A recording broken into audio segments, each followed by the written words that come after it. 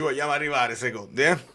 Non ci vogliamo arrivare proprio perché era proprio da azzannare diversamente sta partita. Sono delusissimo. Amici belli nella ribalta, Oriani è bello, tutti lo sanno. Molto bene. Questa è la sigla finale, io potrei anche finirla così.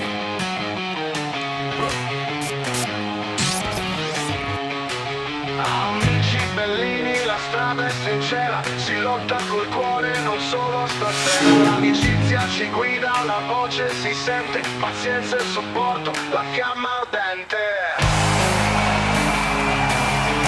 Le Loriane, mediano speciale, bellissimo eroe, dal coraggio leale. Senza di lui non sappiamo star bene, è il nostro pilastro.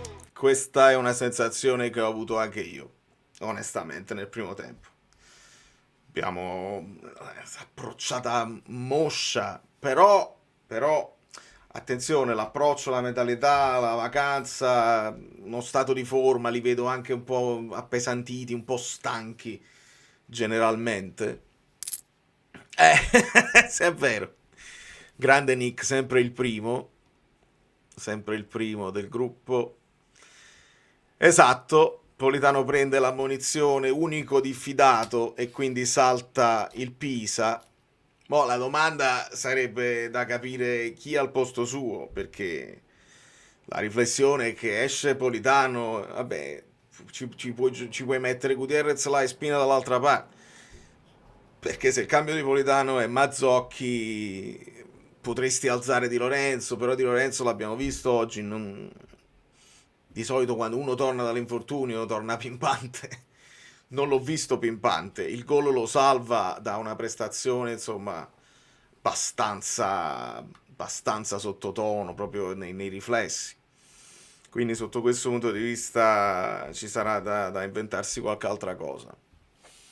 È vero, mi sembra evidente questo, però visto che nel mio disperato tentativo di cercare un'oggettività nelle analisi e nelle cose, io ho provato a leggerla la partita in questa settimana di avvicinamento. È stata una lunga settimana.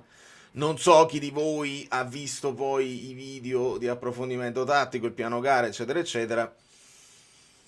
Io avevo letto una potenziale difficoltà sul sottopunta, che poi è diventato Bernardeschi, perché Bernardeschi da sinistra si accentrava molto e non lo andava a prendere nessuno, e quindi questo come prima problematica. E seconda problematica, la pressione sui loro centrali non l'ho capita assolutamente. Mentre facevo la reaction sono stato per 70 minuti così a chiedermi: ma perché con Giovane vicino a Højlund è solo Højlund ad andare a pressare i 4 difensori loro, perché poi si abbassavano i due centrali e poi si abbassava a turno il Ferguson, il Pobega, il Freuler, e non riuscivo a capire.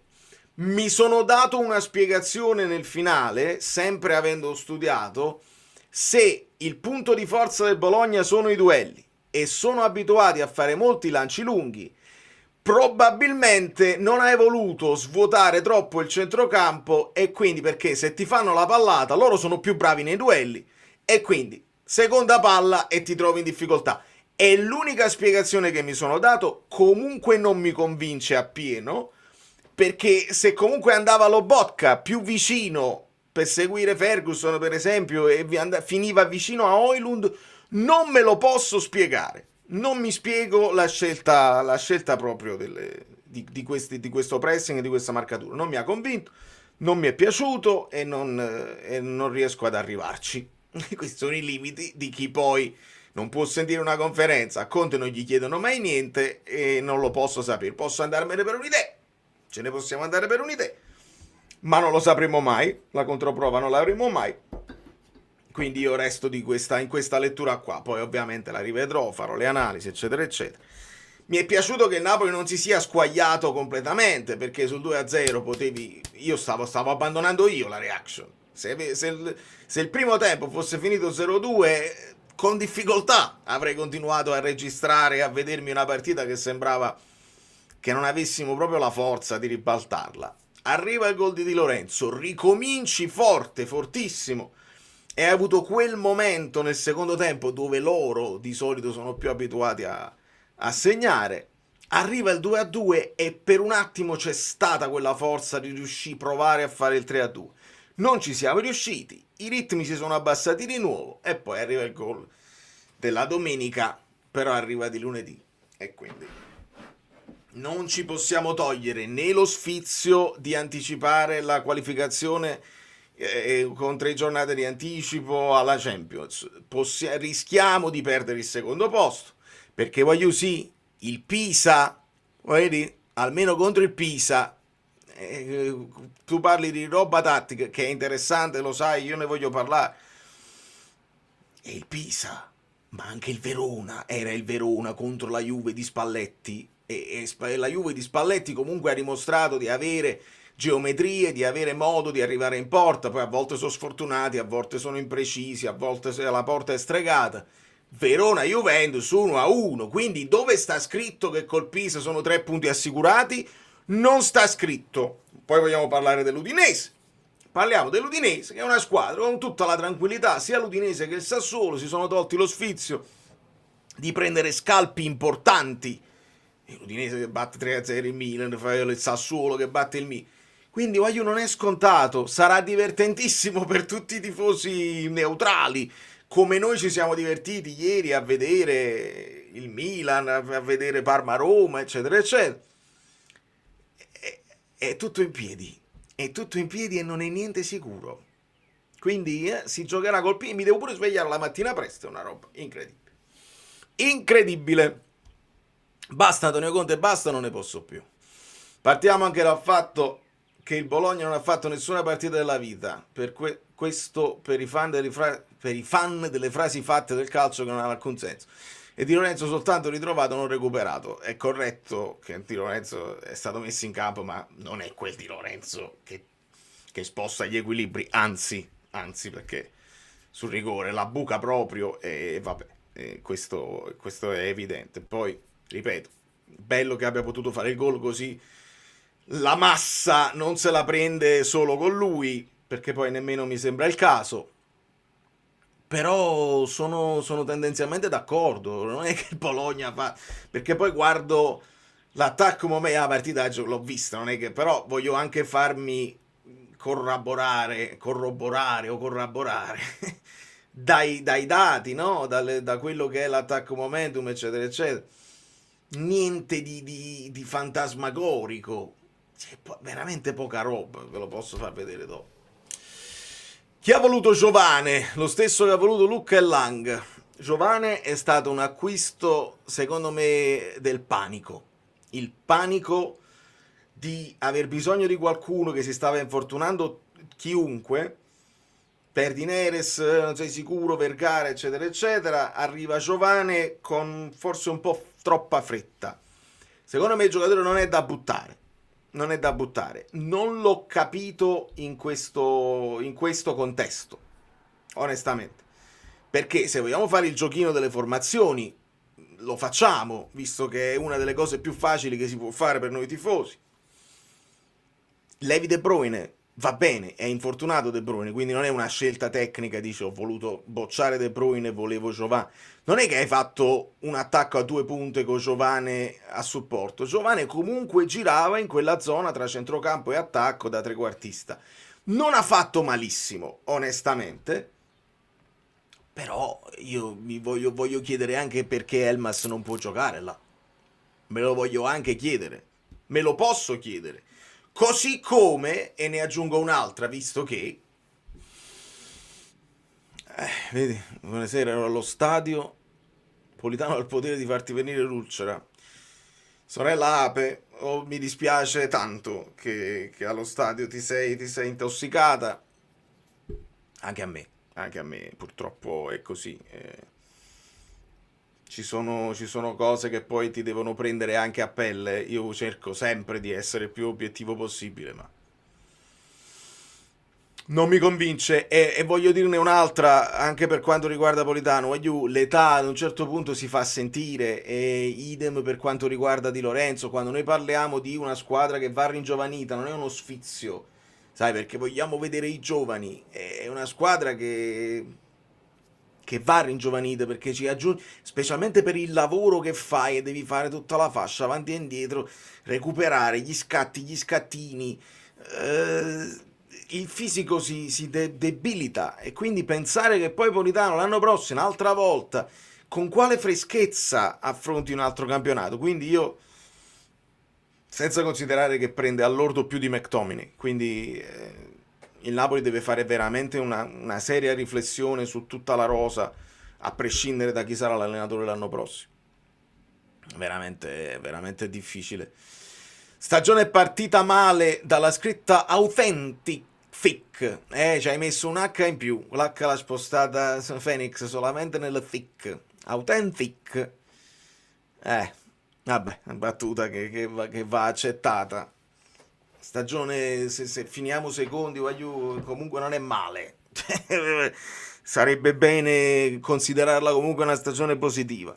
Se già perdi il secondo posto contro una Juventus che ha fatto una falsa partenza, o contro un Milan che insomma, ha dimostrato di avere grandi limiti con l'allenatore, con la società, l'Inter se n'è andata, non si poteva competere evidentemente, però almeno arrivare secondi mi sembra un obiettivo che si può chiedere a questa squadra, e se non ci arrivi io ci rimango molto male.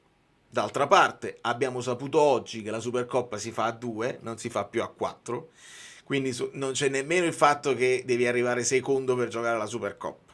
No, è solo una questione di Conte non è arrivato mai al terzo posto, è arrivato solo primo o secondo. È bello poter parlare di un secondo posto quando l'Inter è più forte, almeno tu sei quella subito dopo. È comunque bello, per me non ci sarà mai quel discorso che il secondo vale il terzo e il quarto. Non è così, per quanto mi riguarda poi. Giovanna lo stesso procuratore di Lucca. Questo poi c'è dell'altro. È chiaro, Nick, fai bene, questi sono spunti profondi, nel senso che molto spesso, sai, te lo piazzo Lucca, te lo levo davanti, se ti prendi a questo e lo paghi in un certo modo. Lo sappiamo che i procuratori poi prendono in mano le squadre alle volte. Quindi questo è uno spunto importante che non mi veniva in mente. Allora, ringrazio ancora Phoenix.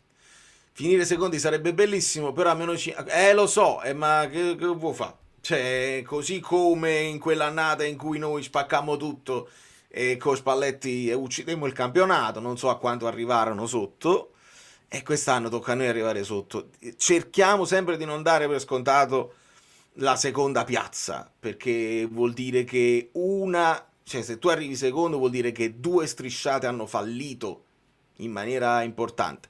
È chiaro che tu, partendo con lo scudetto addosso, partendo da vincitore, devi avere un pochino più di sostanza nel campionato successivo. Noi abbiamo l'esperienza recente che post scudetto siamo crollati, però. Quindi il non crollare, il non uscire dalle prime 4, il non arrivare perché non arriviamo nemmeno in Europa, nemmeno in Conference, ce la ricordiamo quell'annata, già potrebbe essere una cosa che tu dici come si chiude, almeno fai Champions, che sappiamo che economicamente è una cosa fondamentale, perché se il fatturato non cresce, se non cresciamo nelle altre cose strutturali, con lo stadio, col centro sportivo e le cose che ti dovrebbero far crescere come società, la tua unica salvezza è quello, o il player trading, e cioè ti scoppia un giocatore e te lo devi vendere, oppure devi prenderti gli introiti della Champions per poterla rinfrescare sta squadra, perché in questo momento è dura. Esatto, Supercoppa Lazio-Inter comunque vada, così io avevo fatto una battuta, se la Lazio non vince la Coppa Italia possono fare anche Inter contro Inter Under 23, Inter B, può essere una cosa nuova che magari può interessare. Non si è capito se la vogliono fare in America, se la fanno in Italia, se non la fanno proprio, questo ancora non è chiaro. Oggi ci hanno dato queste varie notizie, insomma, della partita alle 12:30 tutte quelle che sono ancora in lotta per la Champions, e ci siamo dentro anche noi, perché la matematica non è ancora... Ma Bruca, pensa che tragedia, dobbiamo chiudere tutto. Conte out, cambi imbarazzanti e arrendevoli. Pure sui cambi secondo me si può parlare, perché per me, guarda, ci sta Gilmour al posto di Lobotka, perché Lobotka non l'ho visto nelle sue migliori partite, onestamente. Elmas al posto di Giovane è obbligato, perché non hai nessuno più in panchina. Io questo, quando ho visto Giovane titolare, la prima cosa che ho detto agli amici, ho detto: ma come la cambi una partita se hai già tutte e due le tue punte a disposizione già in campo? È una cosa che gli allenatori di solito non fanno. Cioè, veramente ho difficoltà a capire, chissà se chiederanno a Conte delle cose. E Conte poi ha perso, quindi non ti risponderà nemmeno calmo. Sono domande interessanti però, perché guardando calcio per anni e anni e anni, dico ok, di solito gli allenatori ragionano così: te lo tieni un cambio migliorativo in attacco, se ci fosse stato uno starnuto pesante per Højlund, che cosa facevi? Dovevi mettere Elmas prima punta. Quindi non l'ho capita la formazione sotto questo punto di vista. Ti costringe poi, anche quando la devi recuperare, a non avere cambi migliorativi, perché non ne hai assolutamente. Ripeschi Spinazzola, che però non sappiamo in che stato di forma sta. Non parliamo di Vergara, non parliamo di Patrizia, perché se Di Lorenzo stava in quel modo, Vergara probabilmente sta allo stesso modo, se non peggio, se non entra proprio. Alisson, gioco titolare, cioè era anche una formazione più offensiva, era un 3-4-3 se vogliamo.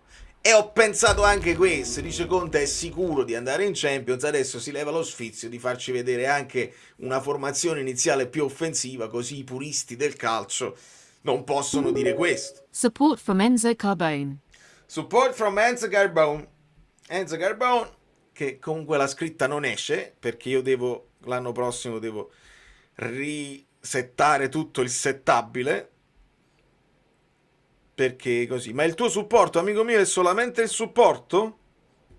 Non c'è un messaggio? E allora ti bacio solamente. Ti abbraccio. Grazie, sempre. Ciao Valerio, ciao a tutti. Conte non è Guardiola, lo sapevamo. Ci siamo. Però se c'è qualcosa che mi aspetto da Conte è vincere queste partite. Sono molto deluso. Sono d'accordo. Questa è una di quelle classiche partite che, se non ci fosse stato Conte in panchina, il commento generale poteva essere: questa con Conte non l'avresti mai persa. Perché è così che poi si ragiona in maniera sempliciotta, no? Questa qua con Gattuso la perdevi, con Conte non l'avresti mai persa. Lo sappiamo, no? Chi frequenta i bar dei social, questo si dice.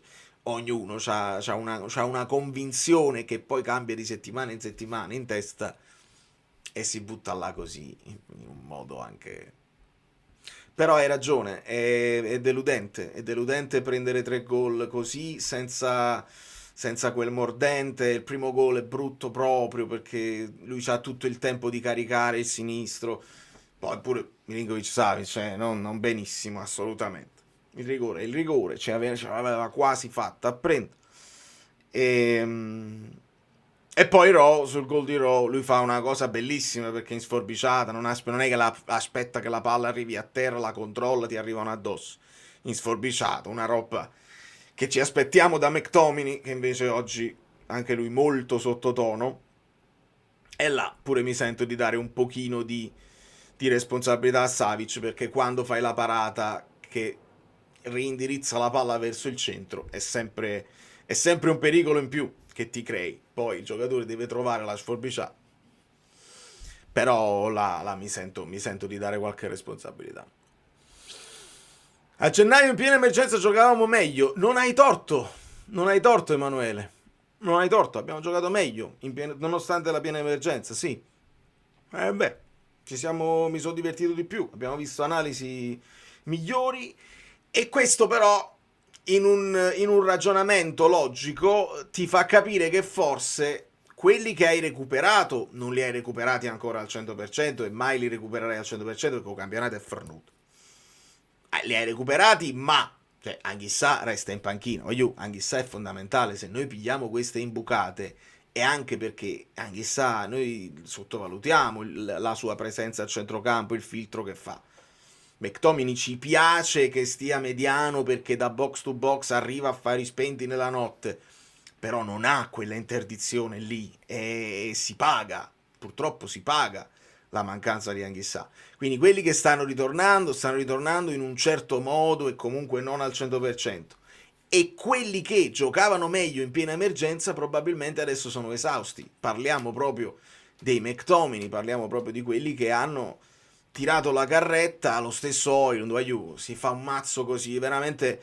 Se ce n'è uno che voglio salvare da questa stagione perché vedo e sento alcune critiche, è proprio Højlund, che si è messo a disposizione rinunciando anche a qualche gol per fare quel lavoro sporco. Oggi fa un altro assist perché si mette a fare lì a sportellate, a distribuire i palloni per i compagni che devono arrivare, devono segnare. Quindi mi piglio di questo di buono da questa partita: il lavoro di Højlund, che comunque è prezioso, il fatto che Santos ha fatto un altro gol e che parte da titolare, vuol dire che non c'è quella paura di avere un giocatore di estro e di spunto in campo. Si mette in campo.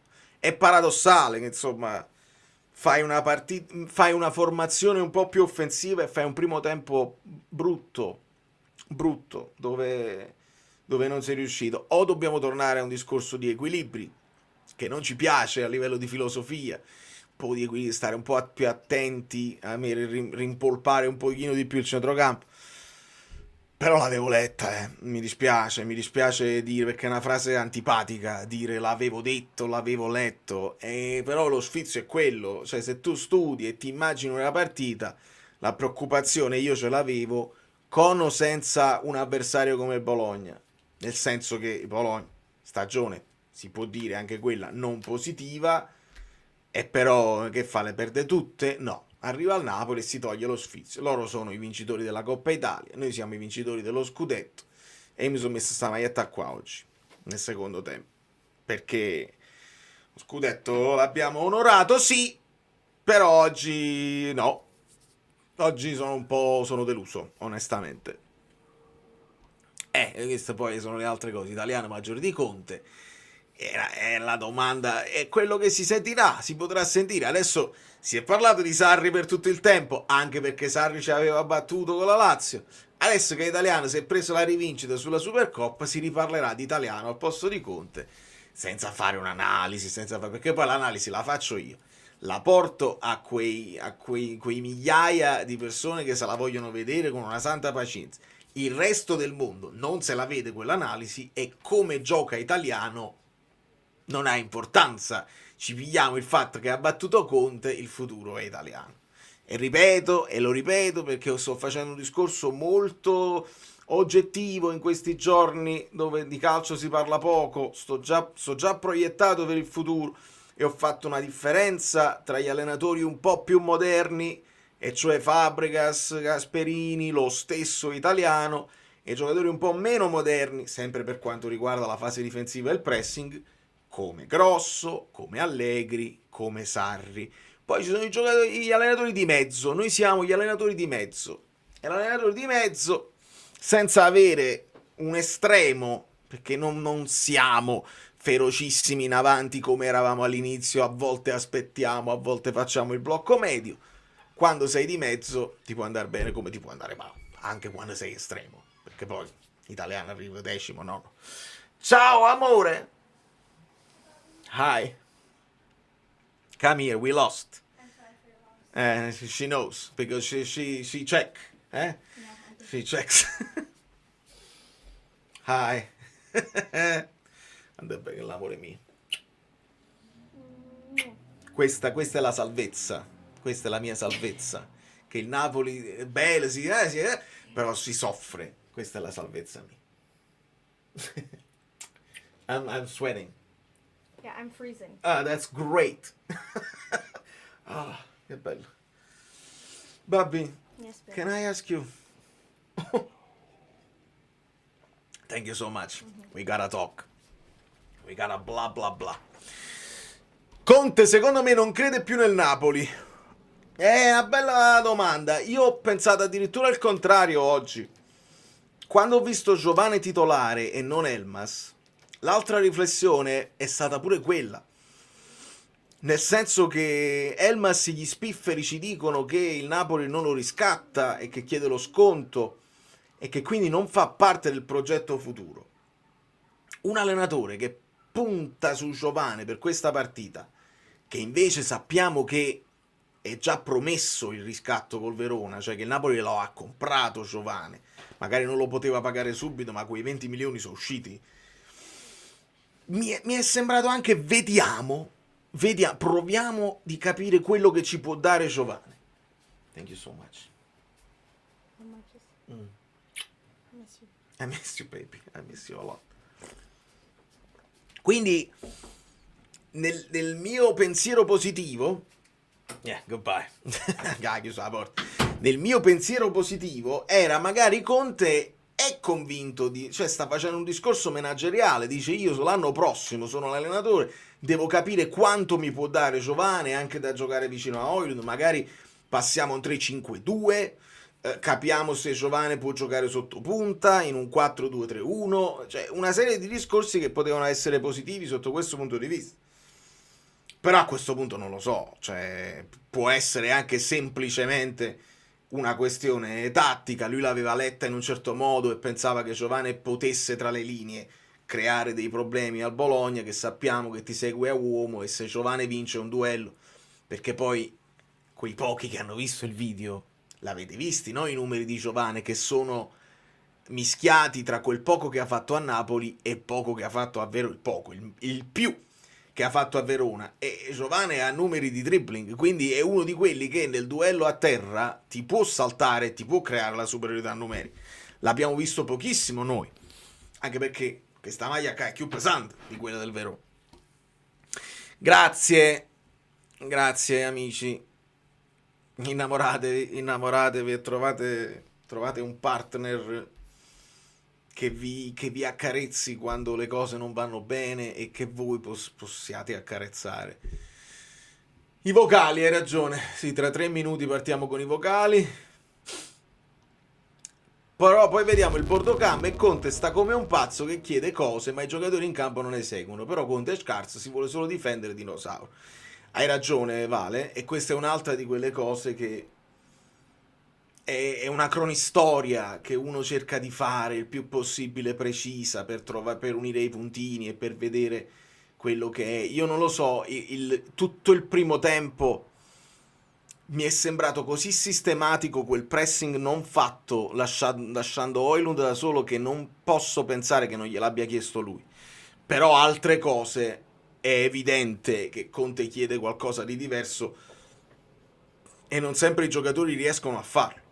E purtroppo è così, cioè si vedono, si sentono proprio, non solo il labiale, si sente. Grazie Claudia. Italiano arriva decimo con una squadra buona, noi quarti forse, con una squadra da 200 milioni, c'è una distanza così profonda, chiedo sempre fatto però Claudia, la squadra di 200 milioni, però togli i milioni di Osimhen, togli i milioni di Kvara e la squadra è di 20 milioni, nel senso che dove stanno questi 200 milioni? Stanno tutti in campo, alcuni di questi milioni sono infortunati, stanno giocando, eccetera, eccetera. Quindi facciamola corretta sempre l'analisi. I soldi non scartano, non dribblano. Ci sono giocatori che tu paghi poco, Kvara 10, da pallone d'oro subito. C'è stato un bel video del critico calcistico. 10 milioni, Kvara ti fa vincere uno scudetto, ti tiene in piedi una squadra, ti svolta un campionato da subito. Poi ci sono i giocatori, Wirtz 150 milioni, è valso Wirtz 150 milioni? No. Quindi il fatto di aver speso così tanto, hai speso male, hai speso bene, i giocatori li devi aspettare perché magari non esplodono subito, si devono ambientare. Il discorso sui soldi veramente non ha alcun valore calcistico. Cioè, sulla carta hai fatto la spesa e te li devi ritrovare. Poi in campo non è detto che funzioni, non è detto che si trovino le sinergie giuste, altrimenti il Real Madrid vince tutte le Champions, altrimenti il Manchester City vince tutte. Però là, figurati, come spende il City, così spende anche l'Arsenal, così spende il Liverpool, però ne vince una. Così spende il Manchester United, sempre una ne vince. Quindi qualcuno deve steccare qua e là. Il paragone con Italiano si potrà fare quando Italiano, però nemmeno quello è corretto.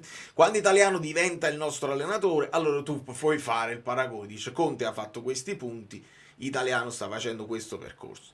Ma anche lì si può fare, giornalisticamente si fa, ma Italiano avrà la stessa squadra che ha avuto Conte, con gli stessi infortuni, con la stessa età, con gli stessi stimoli, con gli stessi avversari?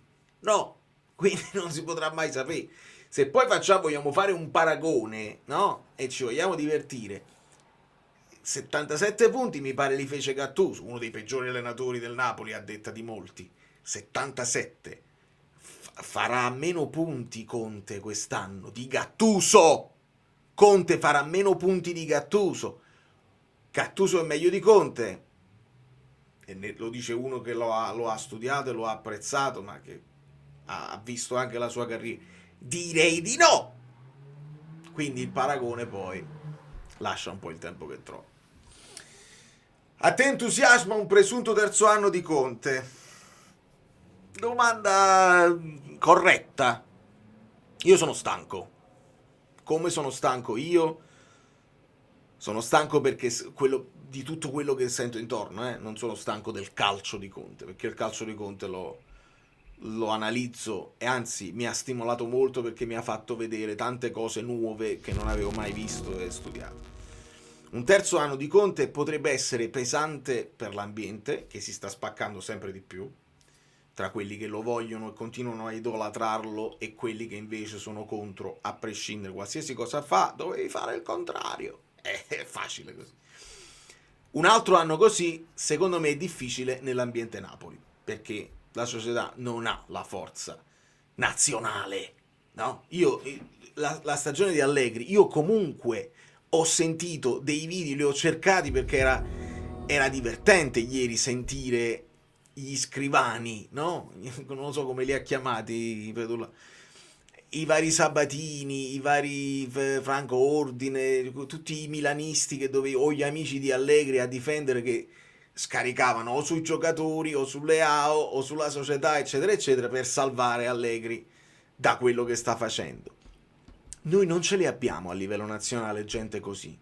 A livello nazionale qualcuno, Pastore, si legge il napolista ogni tanto, e il napolista a volte fa un colpo al cerchio, a volte fa un colpo alla botte, perché poi ognuno ha le proprie idee e quello passa. Il resto del giudizio generale viene dalla Lombardia. Quindi non avendo noi questa forza di poter creare una narrativa, di difenderlo quando fa degli errori, perché Conte fa degli errori sicuramente, come è stato fatto con Chivu, per me è complicato. Il problema è, al posto di Conte ne viene uno altrettanto pesante, con le spalle larghe, credibile, che possa resistere in questo ambiente senza mandare tutto a puttane? Non lo so. La speranza è che sì, che possa essere qualcuno così. Il timore è che invece rischiamo di fare campionati più difficili, più complicati, perché almeno c'è una cosa che non si potrebbe contestare a Conte: la mentalità vincente, la voglia di stare sul pezzo, il chiedere un mercato all'altezza e chiedere il massimo sforzo ai calciatori. Ci sono altri allenatori che non sono così, che sono un pochino più morbidi nel loro approccio, e non lo so se il tifoso del Napoli poi è pronto a cambiare mentalità, accettare dei campionati non di vertice ma che lotti magari per la Champions eccetera eccetera. Non lo so. Quindi sono combattuto. Rispetto all'ignoto mi farei un altro anno di Conte, perché il progetto era sui 3 anni, visto che lo scudetto, il primo anno arriva punto a punto. Facciamo conto che quello è stato l'anno della ricostruzione dal 10° posto, è arrivato lo scudetto, amen, che la bella mamma cammina dall'os. Quest'anno si arriva secondi, sperando che si arrivi secondi, benissimo, perché 3 anni, e il terzo anno dovevi fare l'attacco allo scudetto, perché Conte è vincente. Conte non viene solamente a carriare il morto o a farti galleggiare, Conte viene per vincere. Quindi la speranza era quella, fare il terzo anno poi per vincere. Vincere 3 anni consecutivi non è pensabile, anche vincere 2 anni consecutivi non è facile, la stessa Inter non ci è riuscita, parliamo dell'ultimo calcio, e quindi è un discorso che ci terrà occupati per qualche mese. Cioè, oddio, io spero che si risolva il più presto possibile. Nel frattempo vedo che c'è chi celebra 22 mesi di membership, triste season finale, disdetto da Zone, niente Napoli. Sì, a Napoli. Ah, niente Napoli Udinese. Cicci, perché? Vabbè, figurati, liberissimo di farlo, anche perché la stanchezza può aver, così come prende i calciatori, può aver preso anche noi, anche io la sento addosso. Vi dico la verità, io poi non mollo perché sto cercando anche altri stimoli nel guardare le altre squadre, sono molto più rilassato nel parlare di calcio in generale delle altre squadre, posso fare delle analisi più superficiali e me la godo, nel senso che io ieri mi posso permettere di dire, senza saper leggere né scrivere, basta che levi Modric, il Milan cade a pezzi. La maggiorata non per niente. Però poi, fossi milanista, cercherei più nel profondo tutte le cose, la società, difesa Allegri ha fatto le cose, non mi compete. Questo lavoro qua, nel profondo, lo possono fare 2 persone, secondo me, in Italia, che sono Marinozzi e Stefano Borghi, e pochi altri che con grande passione, grande dovizia di particolari, seguono tutte le squadre, così come io seguo la mia. E quando senti un'analisi si vede che c'è una base di studio, si sente quando uno parla così per sentito dire o per portare avanti una sua idea, o c'è una base profonda di studio, si sente. Quindi io sono molto, mi sto rilassando molto, è l'unica salvezza, perché se parlassi solo del Napoli veramente ci sarebbe da mollare tutto. Quapsale celebra 14 mesi, ciao Valerio che sperpetuo, un abbraccio amico mio. E c'era anche Giovanni che celebra 10 mesi, brutta partita, noi troppo confusionari. È vero, anche a me non è piaciuto proprio niente. Onestamente, veramente poco. Mi è piaciuta quella voglia nel secondo tempo. Pareva che fosse scattato, che fosse cliccato qualcosa a livello anche mentale. Dai, facciamolo uno sforzo, vinciamo sta partita. Ci abbiamo provato, non è vero che non ci abbiamo provato. Quella sensazione di vacanza l'ho avuta nel primo tempo. Nel secondo tempo l'ho avuta la sensazione del Napoli che lo volesse fare. Non ci siamo riusciti con la volontà. E questa è una cosa che devi mettere in preventivo quando c'è l'avversario. Il perderla poi nel finale così, secondo me, poi a livello di punti, io quel punto me lo sarei preso tantissimo, perché ti mette a 3 dalla Juve, adesso la Juve ti scavalca, ma a prescindere, a pari punti la Juve credo sia in vantaggio su di noi, credo, datemi conforto. Quindi un punto in più, un punto in meno sotto questo punto di vista non cambiava a livello psicologico magari, però più o meno credo che le sensazioni con un 2-2, con un 3-2 siano più o meno le stesse, credo, almeno questa è la sensazione mia. Ma Vergara, che c'entra Spinazzola e che c'entra Elmas? Se parli delle sostituzioni, Vergara è stato appena recuperato e secondo me non era in grado di giocare. Quando te lo porti in campo, cioè quando te lo porti in panchina, per qualcuno sono giocatori abili e arruolabili che possono giocare, altri no. Sappiamo il discorso di Lukaku, sappiamo il discorso dei medici che hanno dato l'ok per alcuni giocatori. Abbiamo sentito dalle parole di Canonico che dice: i giocatori quando vanno in panchina sono pronti per giocare. Gli allenatori non sempre la pensano così. Guardiamo la prestazione di Di Lorenzo e ti spieghi il perché un Vergara infortunato che viene portato in panchina forse non ti poteva dare tanto. Quelli che non entrano sono sempre i vincitori, perché non è colpa loro, anzi loro sarebbero potuti essere la soluzione, che non sapremo mai. Spinazzola che c'entra che devi cambiare le fasce che non stavano funzionando benissimo, che c'entra Elmas non serve a niente. E quindi passiamo ai vocali. Allora, Valentina. Ciao Vale, vabbè, fino al 92esimo speravo potesse essere comunque una live costruttiva, ma adesso ovviamente arriverà solamente cacca da tutte le parti, perché figurati, ovviamente è una partita brutta, per siamo carità di pronti. Dio, però adesso continueremo a sentire sempre le stesse cose, sinceramente penso siamo tutti un po' stanchi. Quella è- Nel primo tempo la cosa che mi ha dato fastidio è che il Bologna non è andato ad un ritmo molto più alto del tuo. Secondo me ci sono state delle situazioni Vero. tattiche dove non abbiamo fatto bene, perché lo Botka è uscito spesso troppo alto, cosa che speravamo non succedesse, perché probabilmente ci doveva andare Giovanni a prendere il play del Bologna. E Abituatevi alla voce di Valentina, perché arriverà un momento in cui io le lascerò le chiavi. Proprio così. Valentina, perché il canale. Perché vi assicuro, lei fa questo vocale molto prima che io vi facessi l'introduzione alla live e praticamente andiamo quindi avanti. ci siamo fatti trovare quasi sempre tutti storti, però fondamentalmente i 2 gol sono arrivati da una lettura fatta male, perché Di Lorenzo non ho capito cosa è andato a marcare sul primo gol, con Lobo che non accorcia, e poi sono arrivate 2 palle identiche di Bernardeschi a scavalcare, una ha portato a rigore e l'altra ha portato a un momento di imbarazzo di Vania che ha accompagnato la palla fuori. Nel secondo tempo meglio un pochino tutti, però poi alla fine, trovato il 2-2, onestamente ci siamo un pochino seduti, perché comunque il punto ci poteva fare comodo. E niente, ci dobbiamo sfiacchire fino all'ultima giornata e rodere i fegati fino all'ultima giornata. E vabbè. E speriamo poi c'è la chiosa.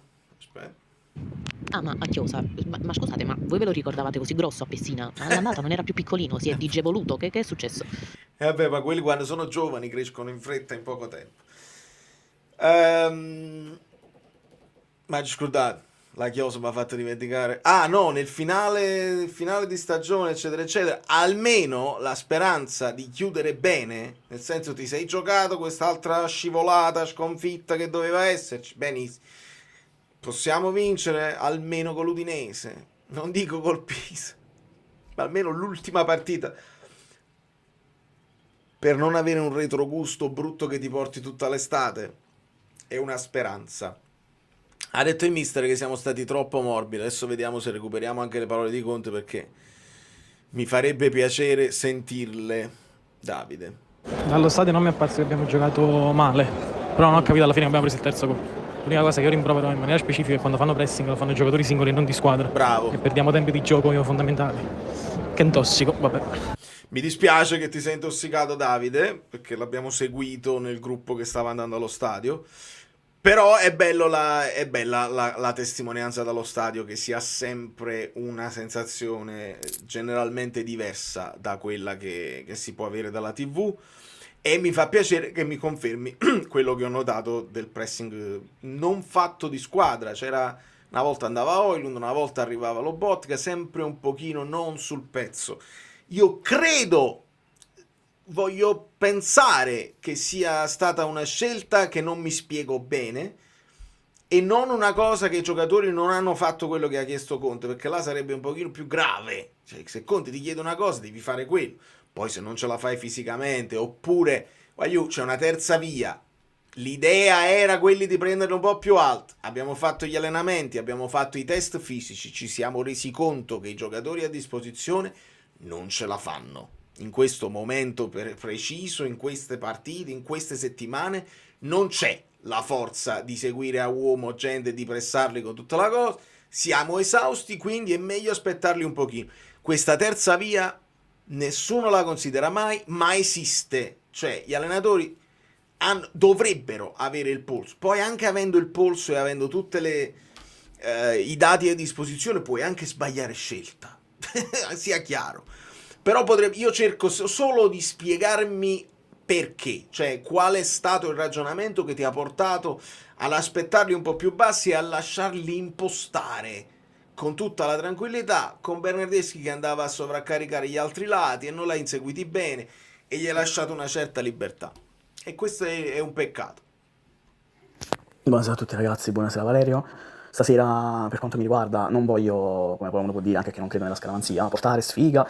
Secondo me stasera è ampiamente a rischio la Champions League del Napoli, e lo sto dicendo serenamente. No, hai ragione. Perché ci sono tutti i presupposti a favore per il quale il Napoli, adesso anche pareggiando a Pisa, rischierebbe comunque atrocemente di uscire dalla Champions, perché Certo. le altre 3 che ci stanno alle spalle potrebbero tranquillamente fare 6 punti tutte quante, anche il Como, e se ci riduciamo all'ultima giornata in casa contro un Udinese, che è una squadra che Mamma mia, per qualità tecniche singole è rognosa, è proprio il prototipo di squadra che noi non riusciamo a battere, attenzione, perché secondo me rischiamo veramente forte. Sono deluso, una prestazione ai limiti dell'imbarazzante, ha avuto una fiammata inizio secondo tempo, il primo gol te l'hanno regalato.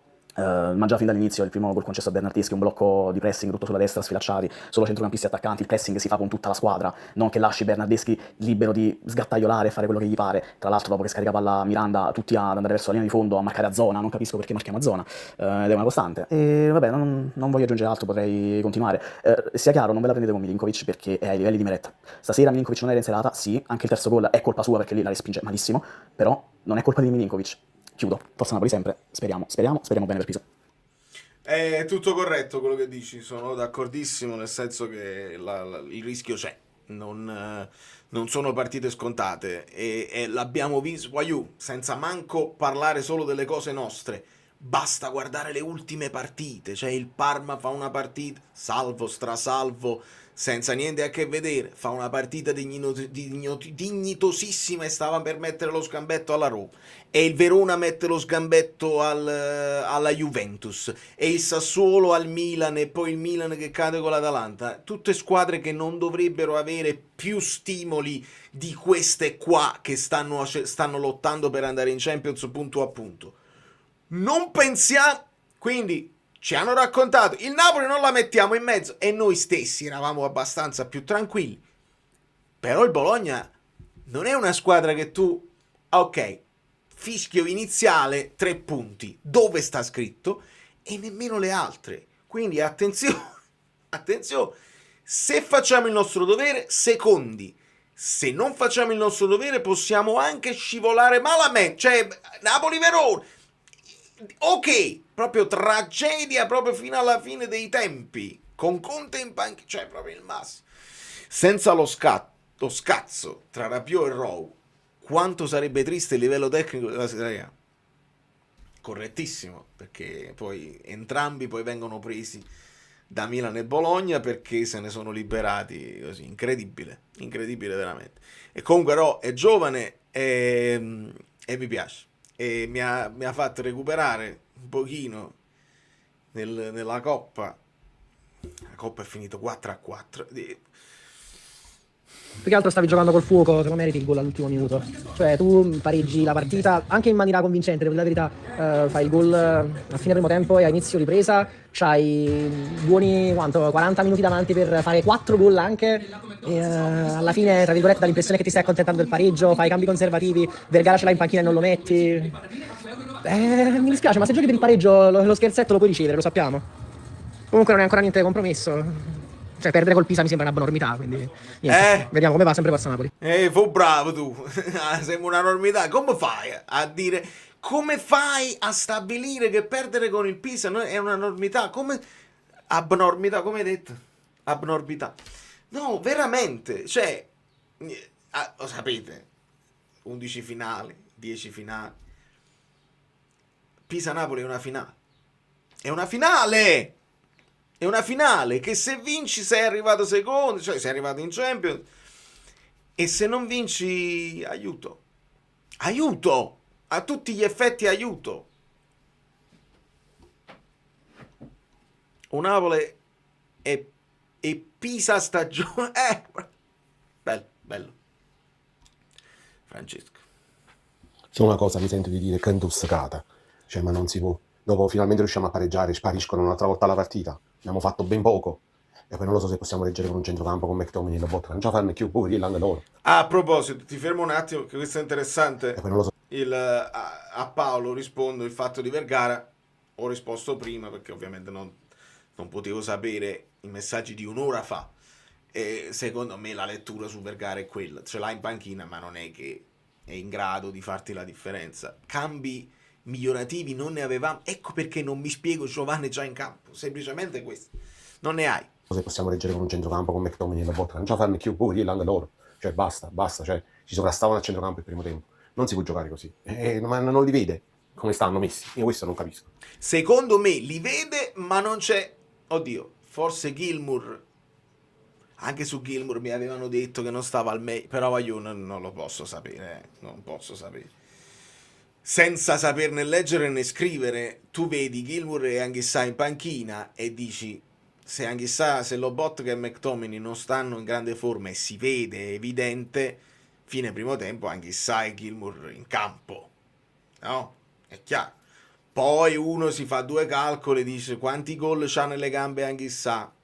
McTominay è capace che un colpo di testa lo stava mettendo, il colpo di testa sul calcio d'angolo, stava mettendo pure Di Lorenzo.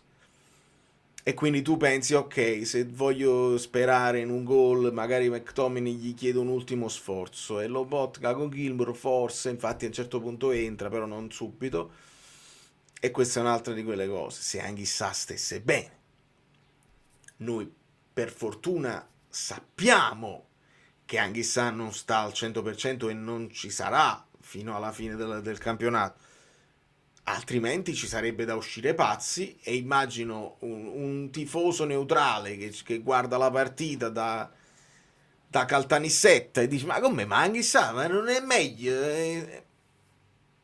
Questo è poi il vantaggio di aver unito dei puntini, e almeno qualche domanda, qualche risposta ce la possiamo dare senza sentire le domande, perché si lascia tutto così aperto all'interpretazione di tutti. Questo proprio non do di matto. Stanno accise, è chiaro. Cioè, fanno più di tutto mentalmente. Poi hanno fatto un quarto d'ora secondo me e poi sono spariti un'altra volta. Cioè, non lo so. Qualcuno dovrebbe fare delle domande serie a Conte, purtroppo non gliele fa nessuno. Ma giusto per capire, perché vogliamo capire. Bravissimo, sono d'accordissimo. Proprio il contrario di questo messaggio qua. Basta disamine, Conte out. Cioè proprio chiudiamo il canale. Però questo mi dà forza per mantenerlo aperto. Perché io poi lo so che mentre c'è qualcuno che non vuole saperne niente, basta, c'è qualcun altro, e io devo rispettare quelli là, che invece si fanno delle domande, vedi, dei dubbi, uno cerca di risolverli, oppure fa delle ipotesi, possiamo indovinare o no, ma almeno non rimaniamo proprio nel limbo di non capire niente, di rimanere così. La disamine la faccio, se col tuo permesso, se è possibile. Ah, lo sapevo che aveva fatto la chiosa, Valentina. Non si fanno le chiose, come te lo devo dire? Non si fanno le chiose e tu hai fatto una chiosa inutile. Vabbè. Buonasera Valerio, buonasera amici bellini. Sconfitta che mi fa abbastanza male, mi fa molto male. Sarebbe stato bello vincere oggi perché ti toglievi dalle castagne, dato che dietro hanno fatto quei disastri. Il Milan è crollato, la Roma sta facendo i salti mortali, la Juve all'improvviso è terza, non lo sapevano nemmeno i tifosi. Che cazzo, mamma mia, sto cazzo di Bologna, mamma mia, Orsolini. Poi mamma ha segnato col Napoli, l'hanno ripetuto 20 volte, telecronaca, vabbè, che te lo dico a fa. Porca miseria, quanto mi dispiace, perché comunque alla fine il piano gara non era sbagliato. Sono mancati proprio, secondo me, i dettagli che hanno fatto la differenza. Il primo gol, vabbè, io oggi Di Lorenzo non voglio accanirmi perché è appena rientrato e ci sta, però il primo gol si è schiacciato troppo lì, Bernardeschi suo. Il secondo manco me lo ricordo, nel calcio di rigore. Di Lorenzo, però il rigore c'era, per me c'era. Senza dubbio. Tu mi sto dilungando troppo, niente, dai ragazzi. Ma io sto facendo, forse un bel pensiero, se Manna se ne va non è così male, Questo poi voglio dire a Mario Pomario, se mi stai ascoltando, è un amico bellino che ogni tanto mi scrive via email, io non lo so come devo spiegargli, l'ho spiegato più volte. Sono iscritto al canale, ma al massimo che posso fare è mettere like. Se poi mi dice come cacchio fare, mi piacerebbe dire la mia. Mario, se sei iscritto al canale, come tutti gli altri, si possono mandare i commenti, si può scrivere nella chat. Se vuoi dire la tua a livello vocale ti dovresti abbonare, ma se hai difficoltà a scrivere un commento, penso che l'abbonamento è difficile. Se mi stai ascoltando, ti voglio bene, ti ringrazio del tuo supporto, io più di questo non posso fare. Ti ho seguito passo passo, ho fatto sicuro che ci avessi un account YouTube, perché alle volte uno può guardare anche da guest, anche da ospite. Il like non te lo fa mettere, iscriverti non ti fa iscrivere perché sei guest e quindi non ti puoi iscrivere. Però uno può guardare i video anche da guest. Se scrive, datemi voi una mano in chat, mi sta scrivendo le pecche, esatto, è proprio così. Se scrive in chat e mi scorre e non lo vedo, fatemi presente perché vorrei farlo partecipare, perché mi dispiace, sono 2, 3, 4 anni continuano a mandare le mail, vabbè. No, ma è così, mi interessa dare voce a tutti il più così. Come se scemo, Buonasera Valerio, buonasera amici bellini. Che dire, questa partita è lo specchio delle ultime 5-6 partite del Napoli. Confusionari, caciaroni, disorganizzati per certi versi. Stasera Bernardeschi il primo tempo ha fatto tutto quello che voleva e nessuno è andato a stringere la marcatura. Vero? Lobotka stanco e distrutto, non ce la fa e noi continuiamo a insistere su Lobotka. Non so onestamente, cioè la prova di giovane non mi è manco dispiaciuto, però anche lì è servito poco e male. Politano aspettava solo la sovrapposizione di Di Lorenzo. Abbiamo vissuto 2 fiammate che sono stati 2 gol. Giovanni, ti devo fermare perché anche tu ti puoi prendere le chiavi del canale. Lo sentirete domani quando ad un certo punto lo ha fatto tipo 3 volte.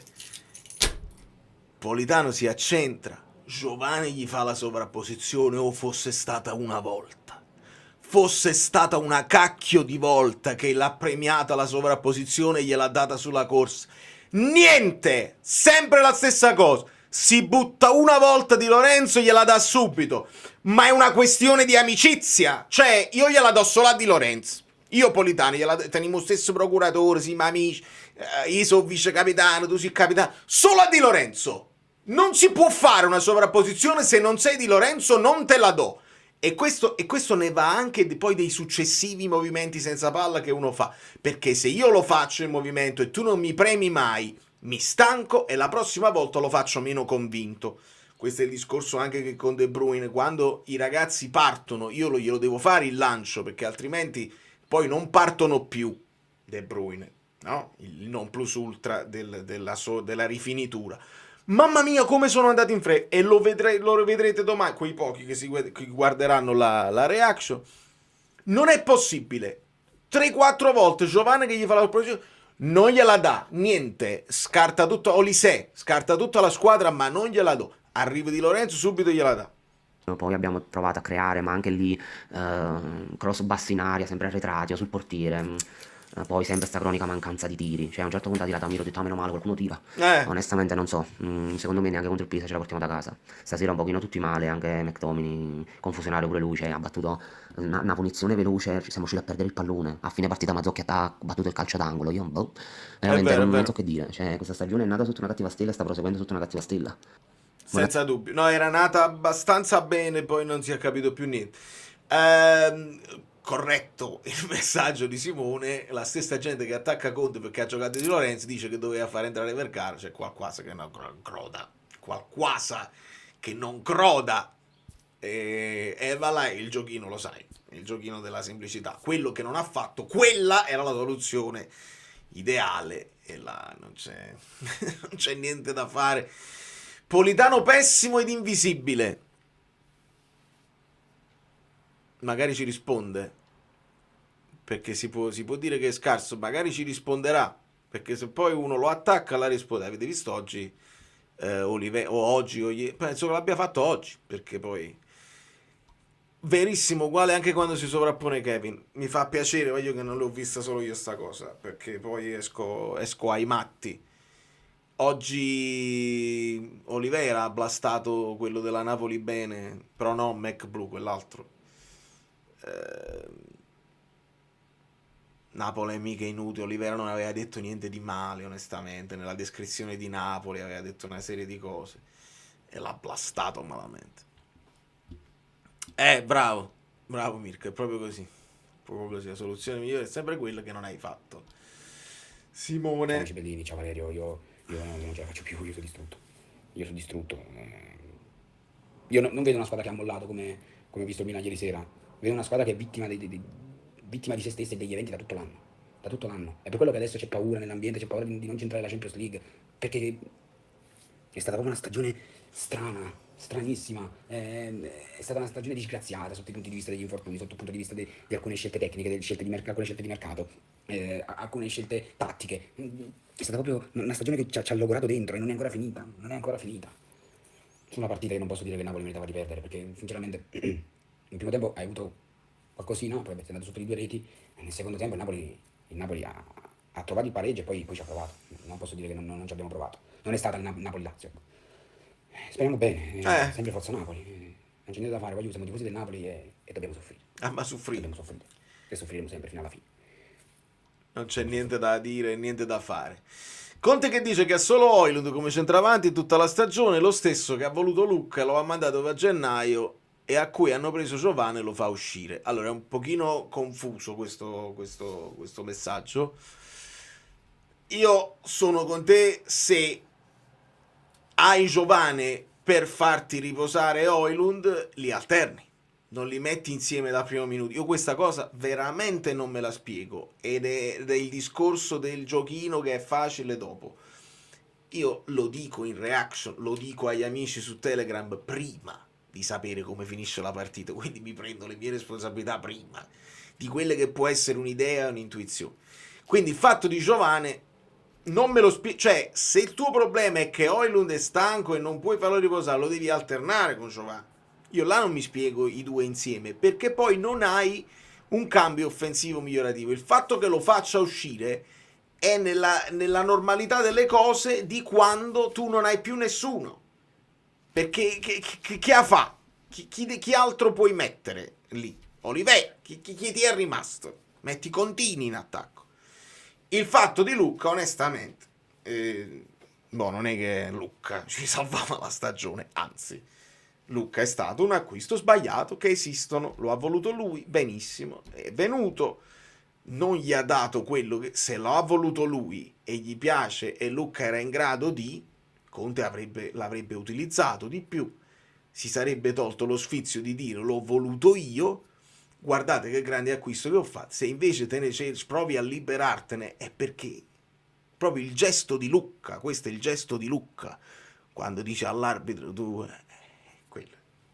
D'altra parte non mi pare che Lucca stia facendo gli sfracelli in Premier League, non gioca, quindi quella è una cosa che va risolta al più presto, perché veramente sono soldi buttati. Ciao Valerio, ciao a tutti gli amici bellini. Sono 3 gol che fanno male perché vengono da 3 errori piuttosto grossolani. Il primo, né Di Lorenzo né Lobotka accorciano su Bernardeschi che ha tutto il tempo per caricare il tiro. Il secondo è un rigore piuttosto maldestro a cui il capitano ci ha abituato anche in passato e si vede l'assenza dal campo di Di Lorenzo. Per il terzo lì Rome si libera bene, ma poi deve essere seguito. Credo fosse McTominay che non ha previsto la potenziale ribattuta del portiere ed era completamente solo.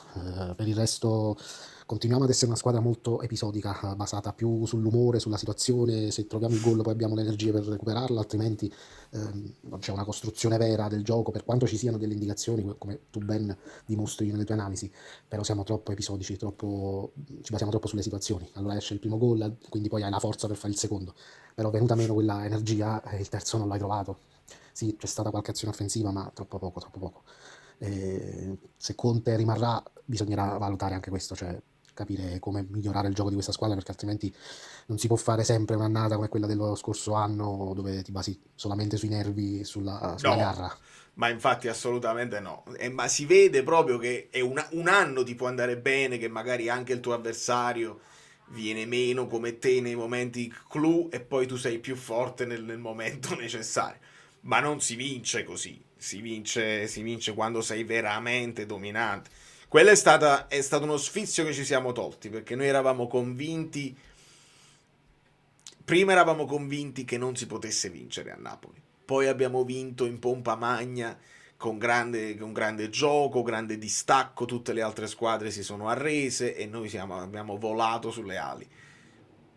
Poi eravamo convinti che si potesse vincere solo in quel modo, e mai punto a punto, perché non ce lo fanno vincere, perché qualcosa succede, e invece siamo riusciti a vincere punto a punto, uno sfizio incredibile.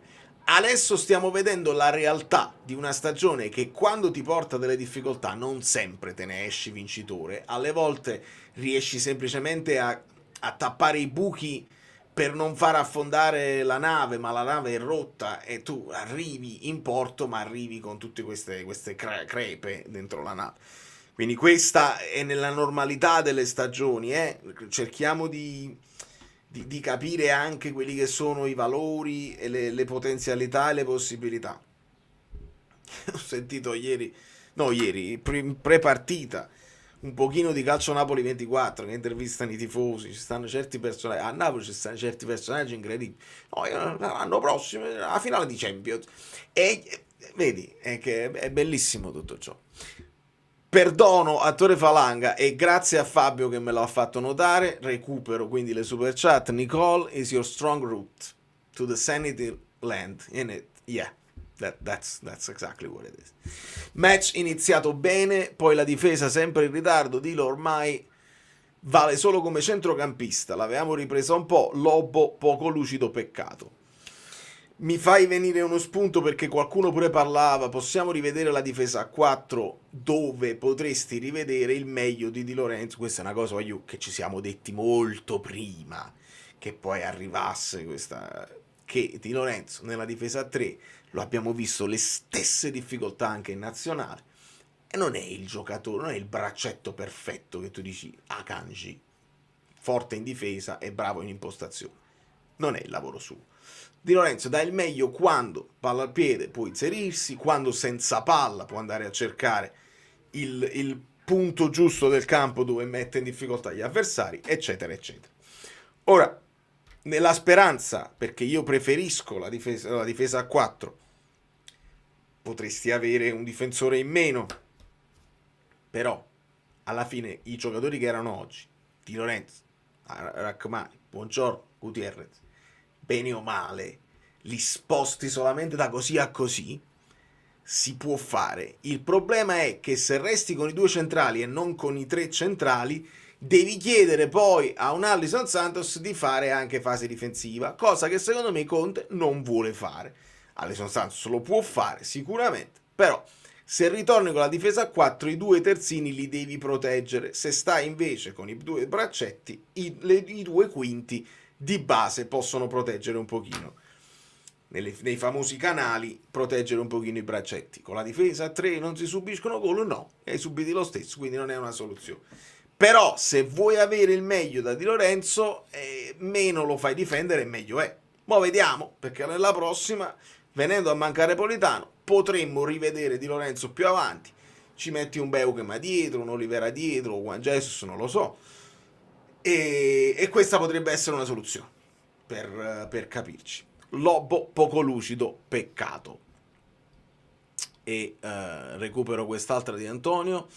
Preoccupa l'atteggiamento, quest'anno troppi tempi regalati, troppi gol presi a freddo. Tu dici sempre di finire bene per iniziare bene. Sì, e infatti spero, questa viene da Guido, diamo la paternità di una cosa di cui non parla nessuno. Perché tu dici, vabbè, tanto l'altra stagione adesso si ricomincia da capo. E invece no, storicamente, se chiudi bene ricominci in un certo modo. Vedi la Roma, che aveva chiuso bene l'anno scorso e ha ricominciato anche con un cambio allenatore, aveva ricominciato benissimo, con la difesa proprio impenetrabile. E poi si sono squagliati dopo e adesso stanno cercando di recuperare.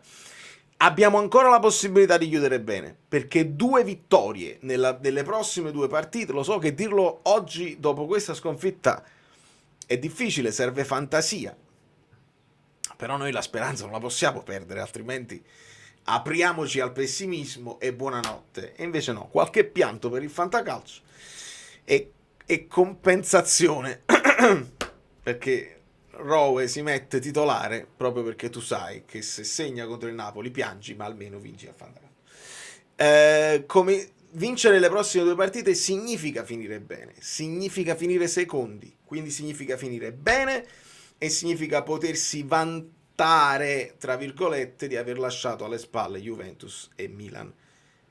Abbiamo spiegato perché arrivano alle spalle, non c'è bisogno, però per me significherebbe finire bene. Perdere il secondo posto, rischiare il 4º posto, rischiare di scivolare pure dietro al Como diventa una tragedia, il che poi apre ad altri scenari, apre a un mercato completamente diverso, apre alla possibilità che venga un allenatore non che rilanci per il centenario, dice se ne va Conte e arriva Klopp. No, si aprono scenari un pochino diversi e bisogna poi capire quelle che sono le tue possibilità. Quindi non fare scherzi Napoli, te ne prego. Anche questa donazione è colpa di Conte. Quindi diamo le colpe dove devono essere date. Grazie Simone. Quindi avevo beccato questa di Falanga prima, ok?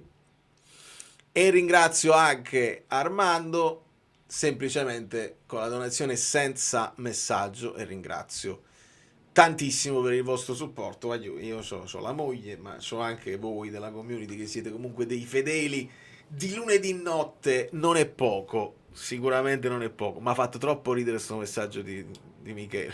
Troppo, perché io gli dico, rimaniamo sotto la community. Simone, l'altro Simone. Buonasera, oggi veramente pesante perché non è chiusa la questione Champions.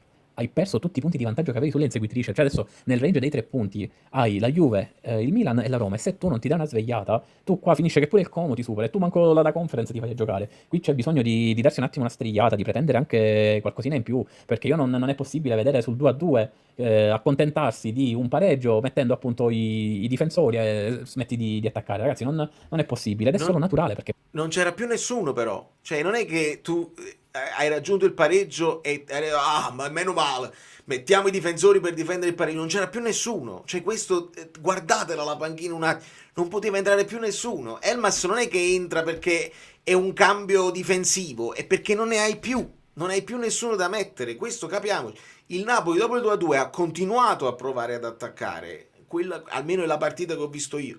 Ognuno può vedere la propria partita, perché mi arrendo, non voglio convincervi, sono serenissimo che ognuno vede la partita su. Però non diciamo che potevamo fare potevi mettere Lautaro e non l'hai messo, potevi mettere Bonni, potevi mettere Karasach, fate voi i nomi offensivi di gente che non abbiamo, questo teniamolo presente, perché Poi noi siamo lenti e leziosi quando difendiamo, e credo il primo gol è l'esempio lampante di come difendiamo noi, con Lobotka che forse oggi ha fatto la sua partita peggiore da quando è a Napoli, che è totalmente in ritardo per chiudere su Bernardeschi, perché il Napolitano deve seguire Miranda. Vediamo come va, io spero nella vittoria con il Pisa e insomma, forza Napoli. No, la vittoria con il Pisa non è scontata, ma deve essere per forza. Vabbè, qua proprio è la... è l'anarchia totale, si parlano tra di loro. Buonasera amici, buonasera, sono tornato e vai. Ciao Pino. E vabbè, dai, che dire? Praticamente io questa partita l'ho seguita solo per il Fanta. Volevo un gol di Højlund o di, non so, De Bruyne che ne manco entrato, di chiunque. Scusami, per dare una continuità a quello che stavo dicendo. Beukema è un difensore, Anghissà è un centrocampista che in teoria ti fa legna, ma non è che è uno che mandi in avanti per segnare. Sì, ogni tanto fa il gol, ma deve essere in grande forma. Vergara è morto. Vogliamo essere onesti perché quante ne ho chieste oggi a Conte? Dovete darmi atto. Ho aperto la live con una serie di domande per Conte. Perché hai fatto così? Perché hai messo Giovane? Perché così? Perché non hai fatto quell'altra cosa? Ed è tutto giusto. Non mi è piaciuto il pressing, ho fatto lo studio della partita. Addirittura voglio essere presuntuoso, l'ho studiata meglio io di Conte. Può essere, no, può essere. Ammazzo. Anche un orologio rotto segna giusto l'orario 2 volte al giorno. L'ho studiata meglio io, l'ho letta meglio io, ho studiato il Bologna meglio di te. Antonio, ascoltami bene, dovevi fare così, così e così. Non posso vedere Lobotka che va vicino a Højlund nel fare il pressing perché scopri il centrocampo. Bernardeschi si muove. Ti ho fatto vedere che il problema era quello che si metteva sotto punta vicino a Castro e siamo andati in difficoltà. L'ho studiata meglio io. Ok? Facciamo che sono impazzito e sono presuntuoso e l'ho studiata meglio io. E sto chiedendo tutte queste cose a Conte. Me ne date atto? Benissimo. Ma non mi chiedete di Vergara. Non mi chiedete di Vergara perché là è voglia di rompere solo il cazzo. Perché Vergara viene da un infortunio e non ce l'ha. Non ha la possibilità. Allora se ha ragione dovevi mettere Beukema. Perché Beukema ha dimostrato che si inserisce 10 volte su 20 in area di rigore e segna 9 volte su 10.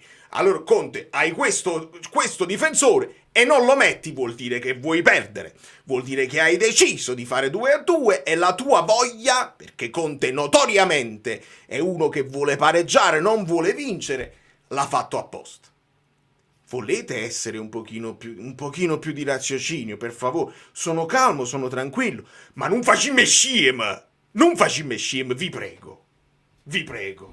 Comunque, niente, mi fa solo l'assist perché guardavo il fantacalcio, ok? Ecco, ero in una semifinale di Conference League e l'ho persa ai rigori. Vabbè, lasciamo perdere, parliamo del Napoli. Sì, sono contento. Giovanni mi è piaciuto molto più di altri. Oramai poi il tango e il pocio manco lo consideriamo, fa sempre delle belle prestazioni. La cosa bella è che resiste in campo 90 minuti. Appunto, Luigi, appunto! E l'hai visto che Di Lorenzo ha giocato una chiave? E mi chiedi a me, e non poteva mettere Vergara. Le due cose non sono comparabili, ok? Non sappiamo se Vergara in campo poteva fare meglio di Lorenzo. Ma se Di Lorenzo, ritornato dall'infortunio, ha giocato una chiave, mi spieghi perché la domanda che fai a Conte è: ma poi non potevi mettere Vergara? È un illogico! Guido, è un illogico! Guido, mi devi aiutare, ho bisogno della logica! È un illogico! No, offline. Ah no, ci sta. Ciao. Buonasera amiche belline, buonasera amici bellini. Allora, sono una persona educata e il cognome lo impone ancora di più, fammi salutare almeno. Capisco che siate arrabbiati, ma questo non mi deve trasformare in un maleducato, consenti. No, lo divento io. Mi incazzo perché voglio la logica. Io su questo canale chiedo solo una cosa: logica e ragionamento. Le soluzioni... mi sono bloccato. Guido, vai avanti tu. Parli con la persona giusta per la logica. Stacco solo la camera e rientro perché fa troppo caldo. Vai avanti e dici come l'hai vista. Allora, buonasera amiche belline, buonasera amici bellini, buonasera Valerio Logico. Un Napoli brutto, ma veramente brutto, moscio, ma veramente moscio, e buono, perché fosse almeno cattivo avrebbe un minimo di tensione agonistica. Perde con il Barcellona in casa, rimanda, e speriamo che sia solo rimandata, la matematica per la qualificazione in Champions. Una partita e un finale campionato brutti, che preoccupano. Noi siamo ormai a un livello troppo alto per lasciarci andare a ragionamenti di pancia, vergognosi, partite indecenti. No, una partita preoccupante perché il primo argomento di riflessione: questa squadra non sembra avere nei momenti chiave la tensione agonistica. E finiamola con questa storia delle motivazioni. Tra l'altro stiamo perdendo punti con squadre che teoricamente non hanno nessuna motivazione, sono in un limbo di nulla, non si qualificheranno in Europa, non hanno partite per giocarsi la finale di Europa League, eccetera eccetera. Primo interrogativo, penso per logica poter rispondere: perché continuiamo a giocare con la difesa a 3? Speravamo di non vedere. Sono sotto attacco, mi vedi? Sì, ti vedo. A posto. Probabilmente perché Conte è conservatore e preferisce non cambiare a fine campionato e giocare con le certezze acquisite. Questa potrebbe essere una risposta per logica, ma non va bene. Oggi abbiamo consegnato il centrocampo nel primo tempo al Bologna, che aveva una sola punta e 3 rifinitori. Il gol è un gol del giovedì, la squadra non fa filtro, centrocampo non pressa o pressa male, non scivola, non difende, totalmente liberi. Si è capito che quel gol, io lo vedevo con mio padre, dalla loro 3 quarti, ho detto no, c'è un buco enorme al centrocampo, c'è un buco enorme, c'è un buco enorme sulla 3 quarti, c'è un buco enorme in aria. Va bene, facciamoli prendere la mira a 8 metri dalla porta, 9 metri dalla porta, gol. Partita del giovedì. Tutto sbagliato, sia come proprio messa in campo dei giocatori, ma anche come tensione. Ci sta quando tu prendi un gol bellissimo da un avversario, però veramente molto scolastico. E continua il Bologna, perché poteva segnare, ha preso un'azione meno bella. Ah già, mi ero scordata, attraverso l'incrocio dei pali di Miranda. Un giorno, mi spiace per tutti quelli che lo sanno e non attacchiamo nessuno, mi divertirò a far vedere di quanti gol abbiamo preso sul lato o sui buchi di Di Lorenzo. Oggi non gli diamo la croce addosso perché torni da un infortunio, eccetera. Però partita insufficiente, buchi continui. Da un suo buco prendiamo l'ennesimo rigorino, quello che Rocchi aveva detto che non voleva vedere più in campionato. Noi abbiamo preso 10 rigori, credo 7-8 rigorini. Il tocco c'è, con cui se vengono i tifosotti sbagliano persona. è in ritardo, gli tocca appena il pallone. Questa, stando all'interpretazione che aveva dato Rocchi in una famosa conferenza stampa, ha detto va bene, ce lo prendiamo, se quello è un tocco da rigore. Ricordo quando hanno portato via la gamba a Højlund con l'Atalanta, era più che un tocco perché gli hanno preso proprio il coscione. Vabbè, ci prendiamo il rigorino. Comunque Napoli brutto, moscio e buono, manco cattivo, perché poi l'ammonizione di Lorenzo, scusate, di Politano per stanchezza, oppure per non saltare l'ultimo, salta la prossima, perché lui ne ha 4, ma con quella che aveva nella Supercoppa è arrivato a 5. Secondo tempo ci aveva illuso un po' meglio, ma ci sono degli elementi di valutazione.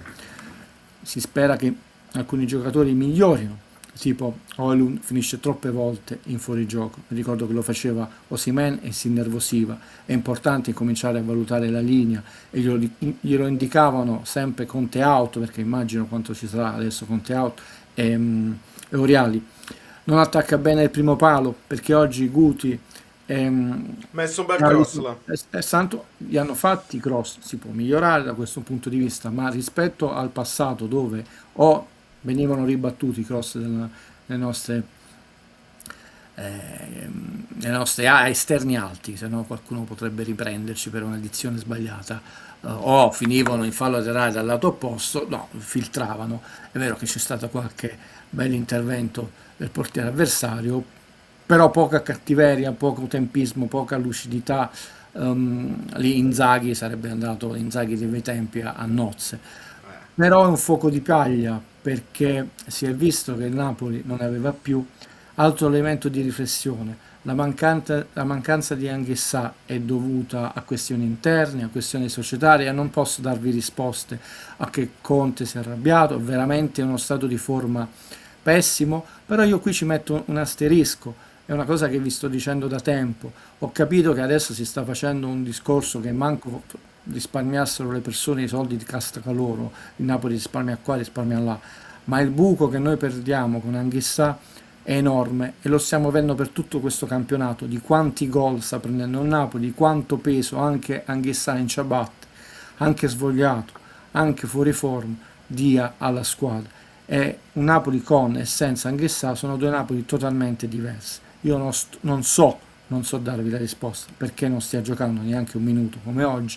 Tra l'altro mancava De Bruyne per il taglio allo zigomo, però il Napoli ha fatto 4 cambi. È chiaro che Vergara ritornava da tanto tempo, è difficile metterli in campo, però 4 cambi e di nuovo tardivi. Il Bologna li ha fatti al momento giusto, infatti aveva più gamba e è andata a vincerla, non casualmente, la partita. Poi è vero che fino a quel momento non aveva fatto un tiro in porta, qualche tiro molto alto però sulla traversa, però era arrivato al tiro. Però ha dimostrato di avercele le energie per andarla a chiudere. Noi no, ci sono molti interrogativi brutti che ci lascia questa partita, che è figlia anche di una totale incertezza societaria, perché è vero che saranno voci di mercato, ma a parte che Spalletti ha rinnovato, le voci di mercato riguardano Napoli e non riguardano più solo Conte, non riguardano più solo il suo staff, non riguardano più solo Lobotka, che è svogliatissimo. Io non so, Gilmour non può giocare tutta la partita perché questo Lobotka avrà la testa alla Juve, la testa alla vacanze, forse invece ce l'ha al campo, non è una questione di testa, ma non è quello che noi conosciamo, neanche il fratello di Adaptation, il film Ladro di Orchidee si chiama in italiano. Sì, dove fa il fratello sceneggiatore genealoide e quello un po' frustrato. Che poi alcuni titoli sono pure più belli, cioè questo è più bello forse come titolo. Sì, apri una parentesi per alleggerire un attimo la serata, perché in realtà è un po' l'otto e mezzo, no, dello sceneggiatore di essere John Malkovich, ovvero l'incapacità di uscire da una crisi creativa. Ha creato uno dei più grandi capolavori della storia del cinema, che è il film che rompe gli schemi narrativi, dimostra che puoi giocare con i piani narrativi, quello onirico, quello della realtà, quello della fantasia. Ecco, Adaptation è un film sull'incapacità di sceneggiare un romanzo insceneggiabile. Ma vuoi vedere che questo è il film che rappresenta questa stagione, da come sui fiori? E alla fine diventa la storia della difficoltà di mettere in scena un film infilmabile, dove c'è tra l'altro un guru della sceneggiatura che dice Casablanca è la sceneggiatura perfetta. Diventa la stagione. Sì, tra l'altro e chiudo, c'è un pensiero bellissimo perché vennero candidati all'Oscar anche i due fratelli di sceneggiatori, ma uno dei due era puramente immaginario come la storia del film. Sì, potrebbe essere la metafora della È stagione. bellissimo, perché poi come diranno la solita domenica, ogni fottuta domenica, sempre un solito fatto che non significa niente, invece questo qua... Quello è il livello culturale di cui... Guido, recupero questa qua, poi continuiamo il discorso. Qua Psale ci dà l'ulteriore spunto.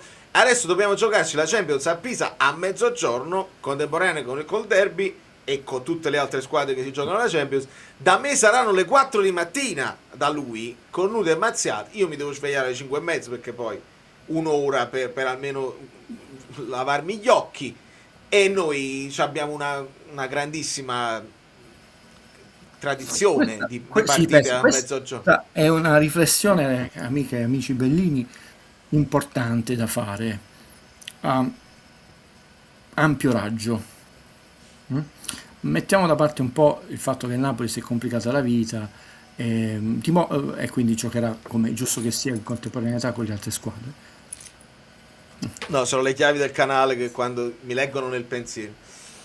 Come è noto, si stanno disputando gli ATP 1000 a Roma, che è uno dei 9 master, tra l'altro. So che esiste solo il calcio, il vomero, ma insomma il tennis è uno sport nobilissimo e per quanto mi riguarda tutti gli sport hanno uguale dignità e importanza. È solo una questione se uno ama più uno sport rispetto a un altro, ma chi può stabilire la classifica?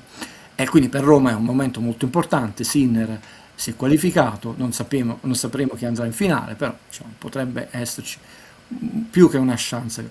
E quindi c'è, tanto il Foro Italico è impegnato per... L'altro elemento è che noi sappiamo che il derby ormai è diventato una partita a rischio e non si sta giocando più di sera. Questo perché noi continuiamo a nascondere la spazzatura sotto il tappeto.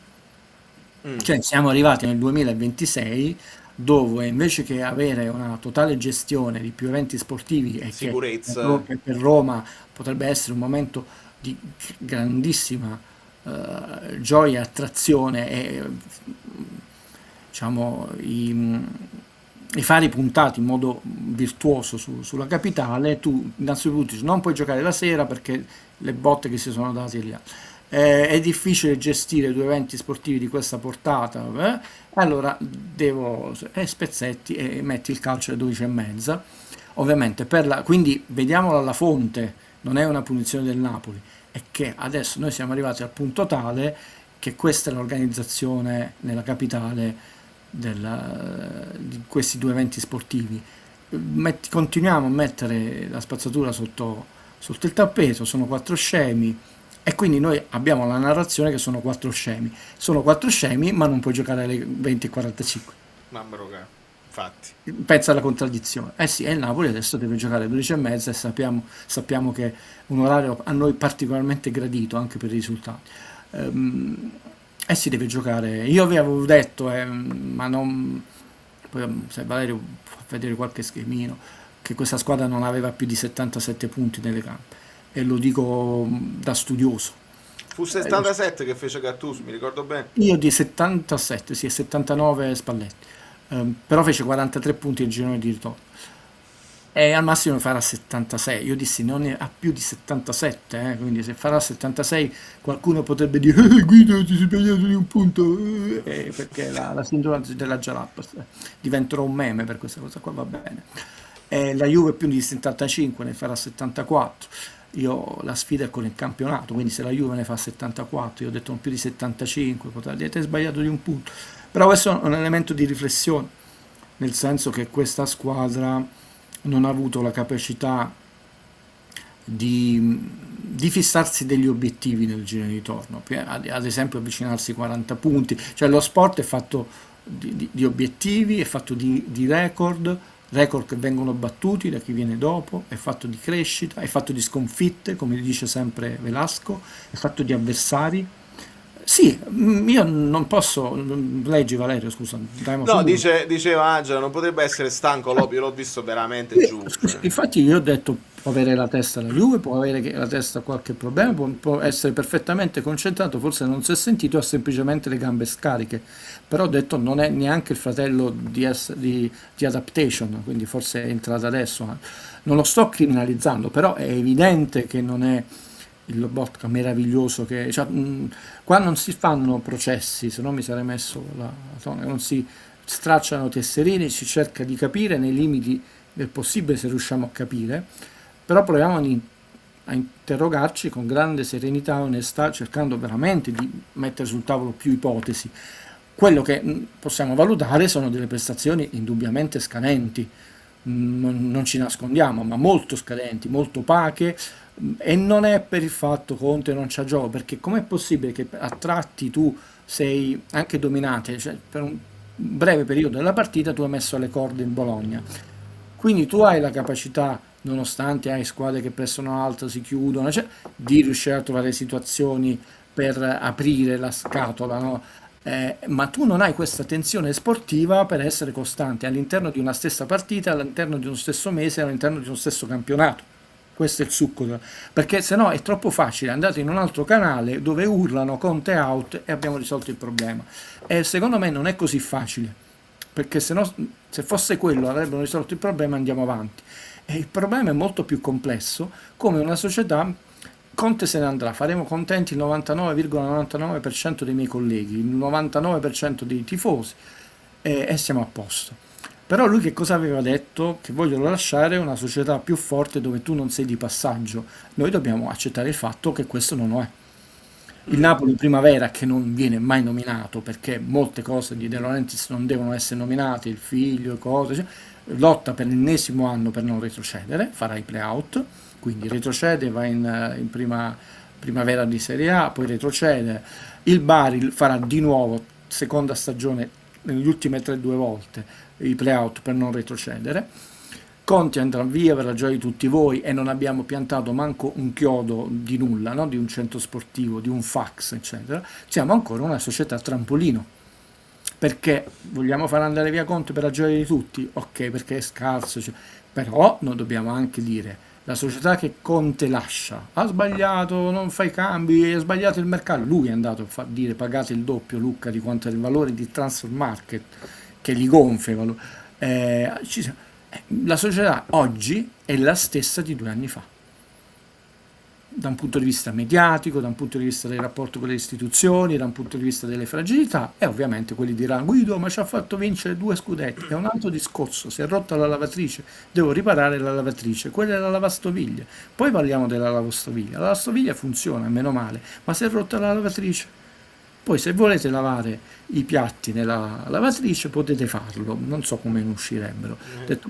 Quindi questo finale di stagione, calcisticamente a parte, ci lancia interrogativi che meritano una riflessione, almeno una riflessione, non avanzo una risposta definitiva, perché altrimenti anche noi, anche Valerio, anche il povero zio Guido vecchio finisce nel brutto, noioso, perché magari fosse quello, Giorno della Marmotta, ma quello è un grandissimo film con Bill Murray di Rathman, studiato anche nelle filosofie, perché ha 4 approcci diversamente religiosi e economici. No, il nostro è un perenne Giorno della Marmotta che non fa ridere, perché Manna va via, e chi lo sta facendo il mercato adesso? Il Napoli ha dai 9 ai 13 giocatori da piazzare, dai 9 ai 13. Vediamo, comunque lascio a te le domande. Quindi stai dicendo è giusto che Conte non rimanga visto che non lo seguono più i calciatori? Questa sconfitta non mi piace, come a me non piacciono 3 sconfitte del Napoli di quest'anno, oltre l'essere tifoso, no? L'essere tifoso io non lo voglio vedere manco pareggiare.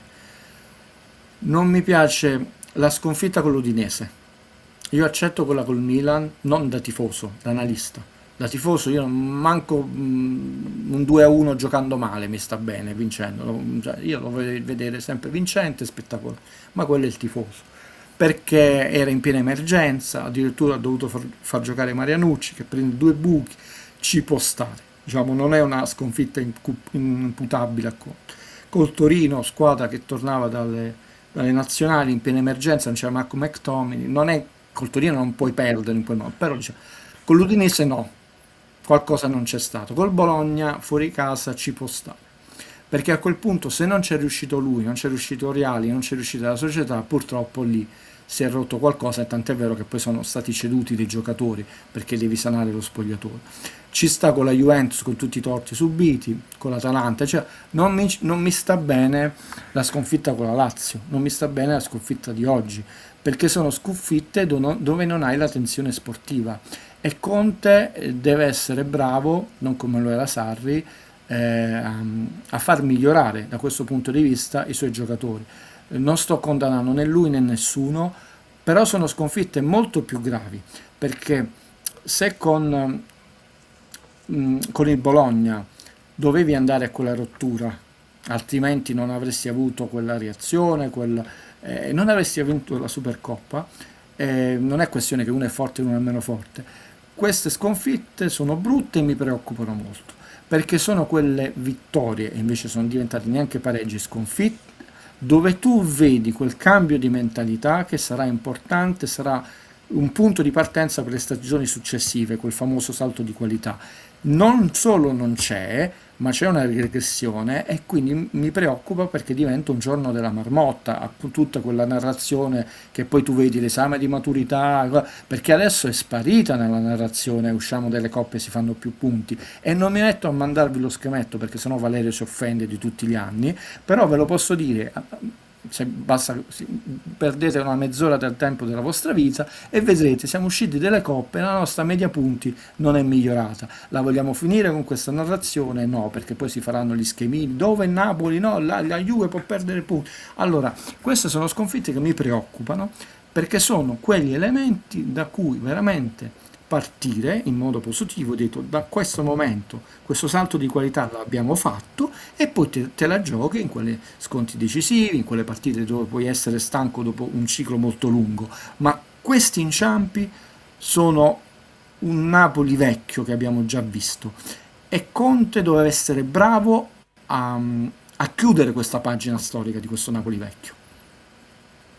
Io più sul giocare bene, giocare male, chi non gioca male, non mi è piaciuta la mentalità di queste sconfitte e di queste partite, e mi preoccupa perché vedo il futuro e vedo un costante giorno della marmotta. Spero di essere stato chiaro.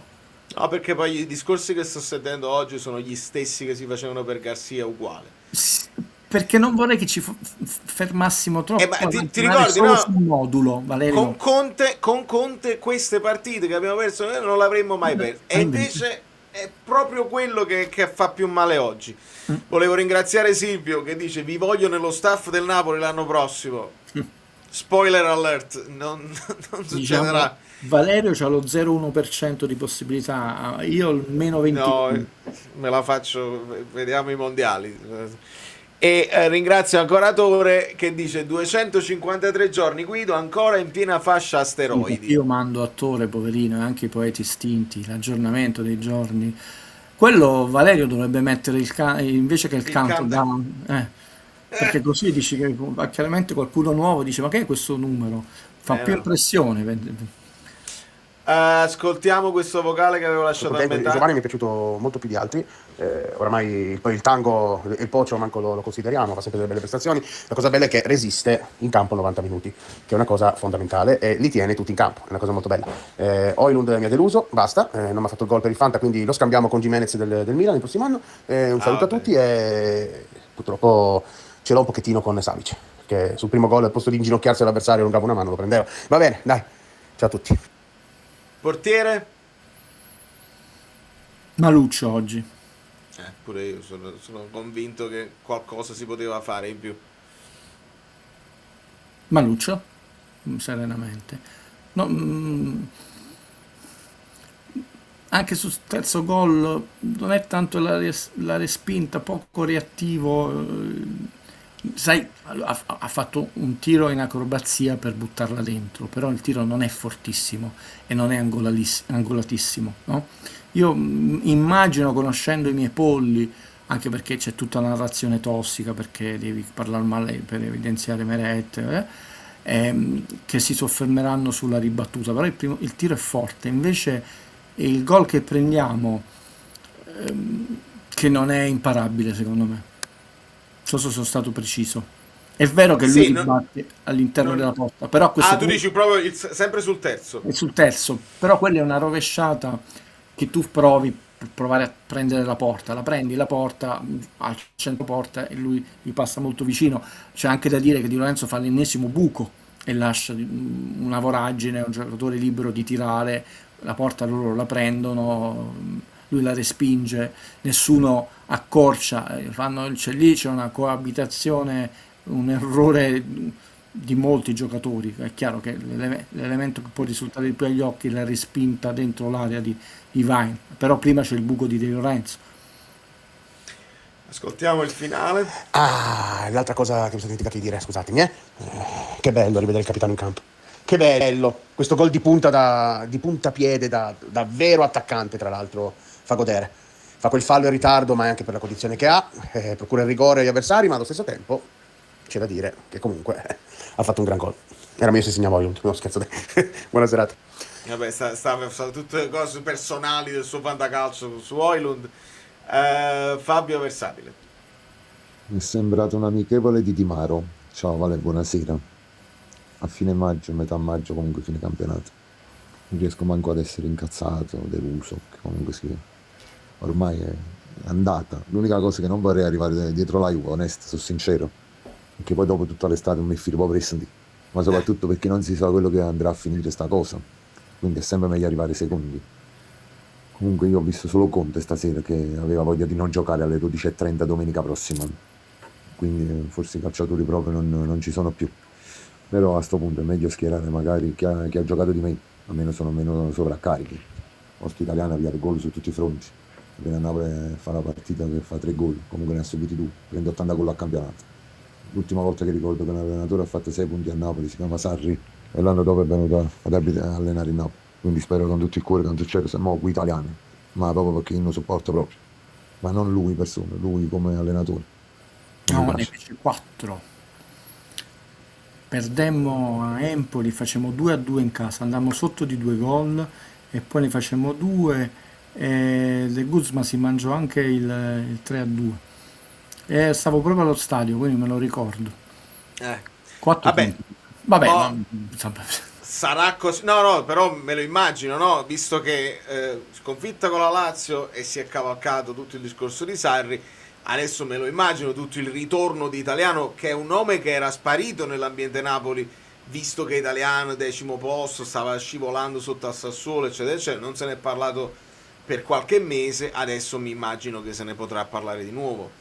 Sì, ma è normale così, con Sarri a febbraio siamo fuori da tutto, con Italiano a dicembre siamo fuori da tutto. Però poi dovete continuare a venire nel canale di Valerio, perché noi siamo fino alla 38esima giornata, non siamo i tifosi di quando le cose vanno bene. In questo dice...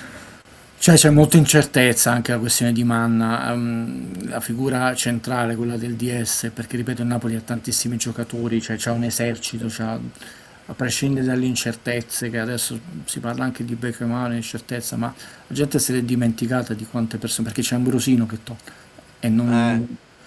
c'è Rafa Mari. Pure Zerbin forse potrebbe Zerbin, tornare se non Zerbin. si salva la Cremonese. Ben 50, questo proprio è proprio il...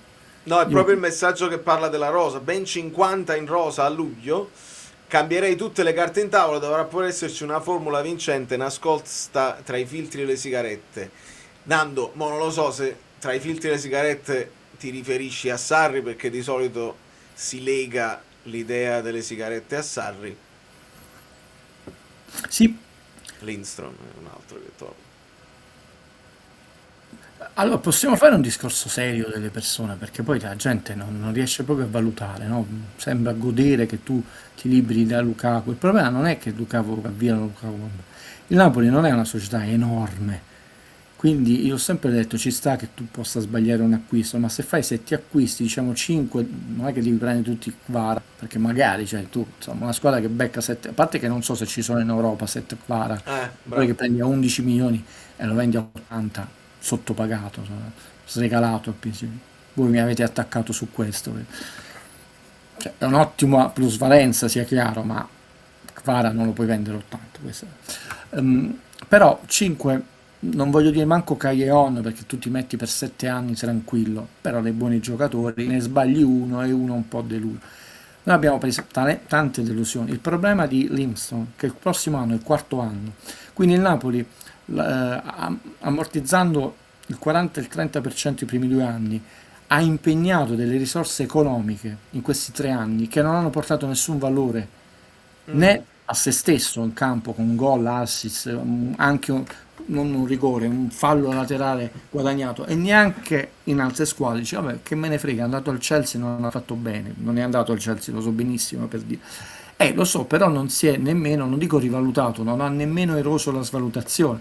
Quindi tu quei soldi li hai dovuti investire, li stai mettendo a bilancio decrescente con i primi 3 anni che sono belli pesanti, sono tutte risorse che non hai impegnato magari in un buon esterno basso destro. Allora Lukaku, a prescindere dalla narrazione stucchevole e faziosa di tanti colleghi, ma non vale niente, De Bruyne, ok, però Napoli 2 stipendi pesanti aveva, proprio pesanti per i suoi vincoli di bilancio, quindi oltre quelle che era il tetto stabilito dalla Juventus, più di 3,5 non si va, ma oltre il doppio di 3,5, no? Lukaku e De Bruyne, ma non li ha visti quasi mai in campo, sono risorse, e Lukaku comunque l'abbiamo pagato, non l'abbiamo avuto a parametro zero. De Bruyne a parametro zero con un riconoscimento di 10 milioni di euro, quindi già non è proprio un totale parametro zero, ovvero sono risorse che tu e tra l'altro non lo puoi ammortizzare perché a parametro zero ma con un riconoscimento netto, quindi quei 10 milioni sono 10 milioni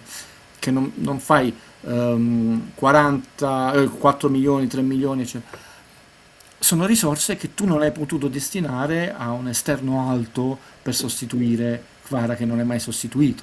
Quindi cerchiamo di capire l'incidenza nel bene, nel male o nel pareggio pari e patta di un giocatore, e noi, e Rafa Mari no, e Ngong no, e Limson no, e Lang no, e Lucca no, sono tutti, e non può essere colpa di Conte, tutti investimenti che pesano sul bilancio che poi non portano benefici, tra l'altro di giocatori che hanno un mercato molto difficoltoso, perché poi alla fine un Cristiano Ronaldo, la Juve poi è riuscito a darlo all'esatto prezzo che era da mettere a bilancio come ammortamento al Manchester United, poi è tornato, poi è andato in Arabia, pure a fine carriera quei giocatori hanno sempre mercato e nessuno ci rimette, come vedete, cioè fino all'ultimo. Poi io voglio capire Lucca, che costerà 40 milioni a Napoli, c'è 4 volte Kvaratskhelia, in che società può andare? Me lo dovete dire, perché chiaramente non penso possa andare a Inter, Juve e Milan, e non penso che società medio-piccole possano spendere anche soli 15 milioni, dove tu fai una minusvalenza pazzesca di Lucca, perché è il primo anno. Allora Limson non è più un problema, perché ormai lo puoi vendere anche a 5 milioni, a 7 milioni, e dici non fai minusvalenza, però tu questi 3 anni quelle cifre a bilancio le hai dovute mettere, spendere, e non le hai potute destinare ad altri giocatori, il famoso esterno basso per alternare Di Lorenzo. Allora vogliamo incominciare a ragionare in termini un po' più professionali e capire l'incidenza nel bene e nel male di determinati acquisti. Ci può stare, perché Giuntoli ha fatto cose buone, no? Se no sembra quello là, anche Mussolini ha fatto cose buone, pari e patta. Poi non abbiamo mai fatto quella famosa trasmissione di febbraio, ma io ho tutti i dati e sono tanti gli acquisti azzeccati. Lo stesso Anghissà, ci sta che qualunque direttore sportivo, pure il grande Sabatini, cioè qualche cosa sbaglia, ma noi intanto ci portiamo sul groppone l'anno di De Laurentiis direttore sportivo, che poi prese l'uso dopo, dove i 4 acquisti sono stati tutti sbagliati, anche poi quello a gennaio, perché abbiamo preso Ngong e Mazzocchi e Traoré, vabbè, quello è il problema. Quest'anno sarà colpa di Conte, e Conte va via, però tu adesso devi piazzare una squadra più Meret dove va? Perché poi lo vedremo dove va, perché Meret, quando si trattava ed era molto più giovane, ricordatevi l'anno di Spalletti, che fino all'ultimo chi provò a prendere Navas, era Navas, potrei anche sbagliarmi, Sì, sì. sono reduce da una settimana terribile e adesso oggi da una riunione di condominio e il Napoli ha perso, quindi puoi immaginare il mio umore come sia. Si parlava di Navas Di Navas. quando arrivò Raspadori. Sì, mi e ricordo poi Navas ero a non venne per Procida. soldi perché comunque aveva un contratto d'oro anche se era il secondo portiere, quindi mi ricordo bene. Sì, sì. Insomma, la questione è delicata e va valutata con sì, Fololuscio, Asa, una marea di gente, Marianucci. E io penso che un sacco di questa gente andrà via in prestito. Grazie Guido per questo passaggio sul bilancio, che volevo proprio saperne di più. No, lo faremo sicuramente poi in approfondimento con i numeri, perché Sì. ovviamente mo siamo arrivati a 400 milioni, ogni tanto torni Io indietro. sono contento di chi, pur nel malumore di una brutta serata, incomincia a avere la lucidità per capire che è troppo facile uscirsene. Con questo non capisce niente, cacciamo l'allenatore. Non si tratta, e poi cambiamo discorso, di difendere. Qua non stiamo difendendo, anzi per esempio stasera siamo molto critici sulla prestazione. Però è un modo di ragionare, oltre che superficiale, miope, perché è molto più complesso un'organizzazione di una squadra. Se fosse così facile, meno male, ce la caviamo, domani se ne va, viene un altro che benissimo, abbiamo risolto tutto. La detenzione è un po' più complesso. In più io proprio non mi volevo trovare, ci siamo passati un anno nella combo, giunto gli Spalletti, Manna, Conte, perché noi non ci cioè è molto delicato trovarti a cambiare entrambe le figure nella stessa stagione. Questo è un passaggio di cui non ho sentito nessuno parlare. Un minimo di continuità, avendo tanti senatori che vanno via. Io mi ricordo quando il Milan è cominciato ad andare in crisi, no? Che fece questi errori. Se va via Juan Jesus, vabbè, una certa narrazione, manco in interregionale, giocatore che ha molto peso nello spogliatoio, Anghissà ha un peso enorme anche spirituale nello spogliatoio.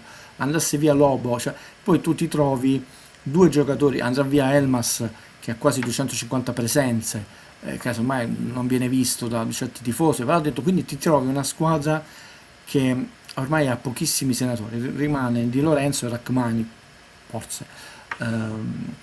Vabbè, comunque questo avremo tempo, tutto in estate. No, veramente, perché potrebbe essere un anno, cioè il centenario, no? È il centenario. E potrebbe essere proprio l'anno della vera proprio rivoluzione da fare, sia in termini di parco giocatori. Vedremo l'allenatore, vedremo il direttore sportivo e in teoria, dice Somma, l'anno prossimo dovremmo anche iniziare a cercare un centro sportivo, nel senso che ancora non abbiamo notizie in questo senso. Mio illustro padre parla poco ma parla bene, come tutti gli ingegneri bravi. Siete viste le partite della primavera, ha visto anche recentemente con la partita con Lecce. È deprimente. E io dicevo, papà, ma quanto investe il Napoli? Anzi, De Laurentiis, se lo sentiamo delle interviste, parla sempre mi costa, non lo considera un investimento. Fateci caso, anche da un punto di vista lessicale. Come diceva che costava l'Europa League. Lui diceva mi costa, vado in perdita. Così come la squadra femminile. Perché lui Quindi dice lui nel momento in cui la visione. fai da professionista. Allora è normale che è uscito un articolo internazionale dove ci irrideva, no? Quando De Laurentiis, perché lui se l'è cantata da solo, vecchi, e poi hanno fatto i conteggi di quanti minuti, secondi, giocatori under 20 il Napoli ha schierato nell'epoca De Laurentiis, è l'ultima squadra in Italia. Ma d'altronde chi ci ha dato la primavera del Napoli? Insigne in prima squadra, forse adesso Vergara, e come qualche soldo abbiamo preso forse lo prenderemo abbiamo preso da Gaetano era nostro, è stato venduto al Cagliari, però non è che non si tratta di sfornare ogni anno un Quicia Kvaratskhelia, sia chiaro, però avere una o un De Rossi della Roma dei vecchi tempi, però questo articolo faceva vedere di quanti minuti hanno giocato gli under 20 nel Napoli in totale e poi gli under 20 provenienti dal suo vivaio. Non possiamo pretendere che la primavera del Napoli, che sia perennemente apolide, ogni anno deve trovare dove gioco quest'anno a Cercola, da Fragola, dove mi ospitate, poi sia un colosso.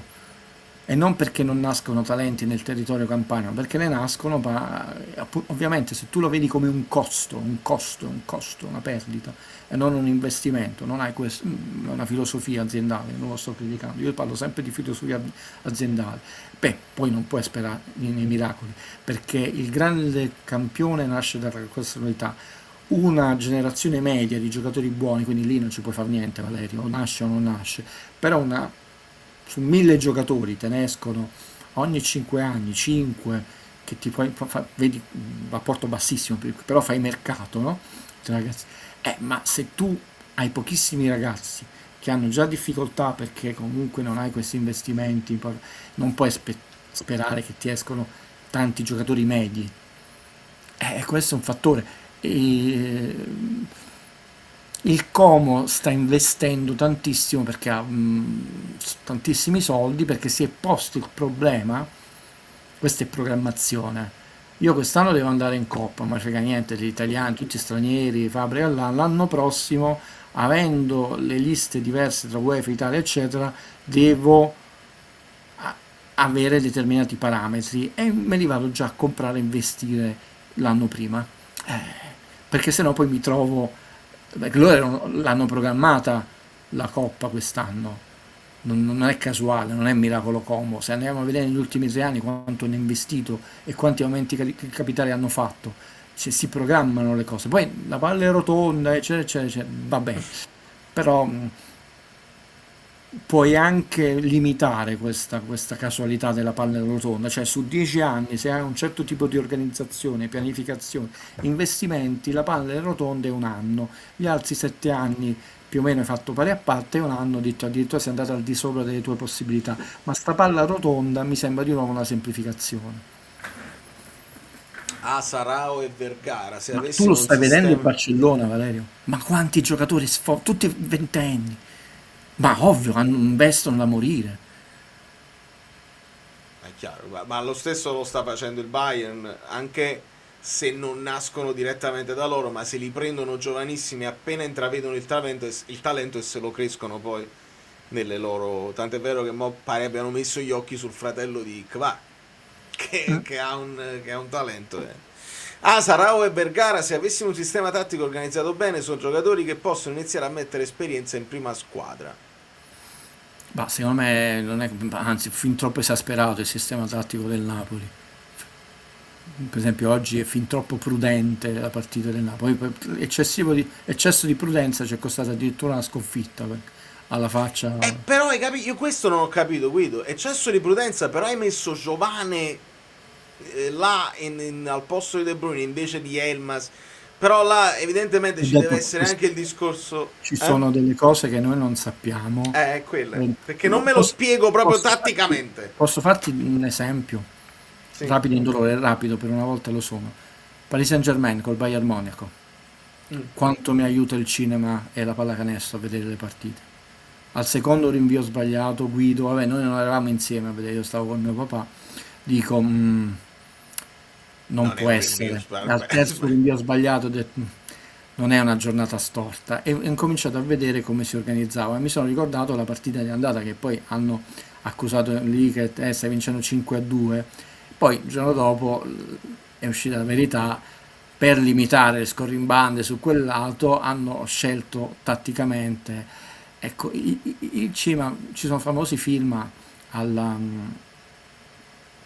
Kurosawa, no? Dove tu vedi, devi sapere che il cinema funziona su 3 cardini temporali: ordine, durata e frequenza. Aspetta. Oh, che bellino, Andrea, un vocale solo per affetto.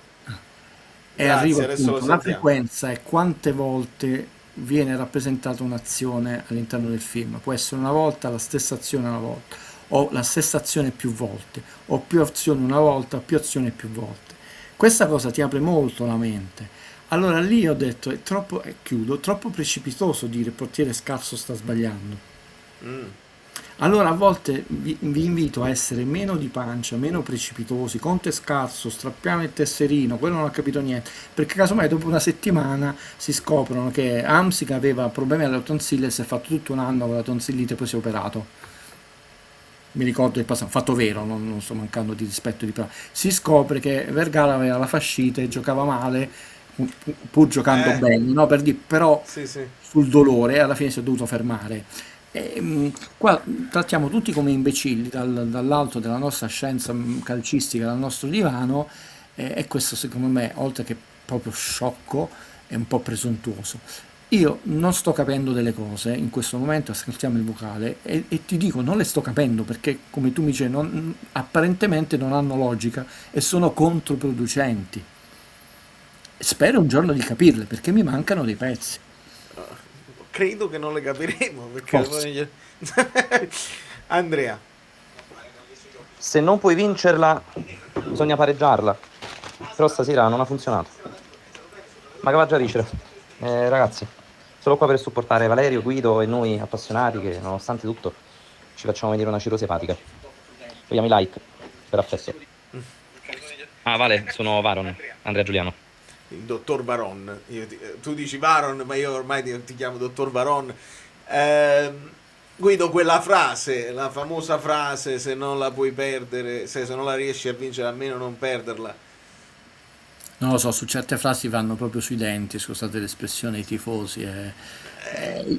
Però intanto quel punto col Como ha un valore, ce ne rendiamo conto che oggi comunque c'hai quel minimo margine che non ti fa stare tranquillo, perché non stiamo tranquilli, No. sia chiaro, non stiamo tranquilli, può veramente succedere una tragedia sportiva ufficiale se non riusciamo Perché a oggi non battere è una qui. partita storta, quelle partite Napoli-Perugia, 3000 tiri, un autogol di Cioè, di oggi Ferrari. il Napoli, che stava tranquillo ieri, può fare gli stessi discorsi che ieri hanno fatto per il Milan, nel senso che il Milan è crollato e il Milan adesso rischia addirittura di scivolare in Champions perché il Como invece è di slancio, che sta andando così. La Roma in qualche modo è riuscita poi a vincere nel finale.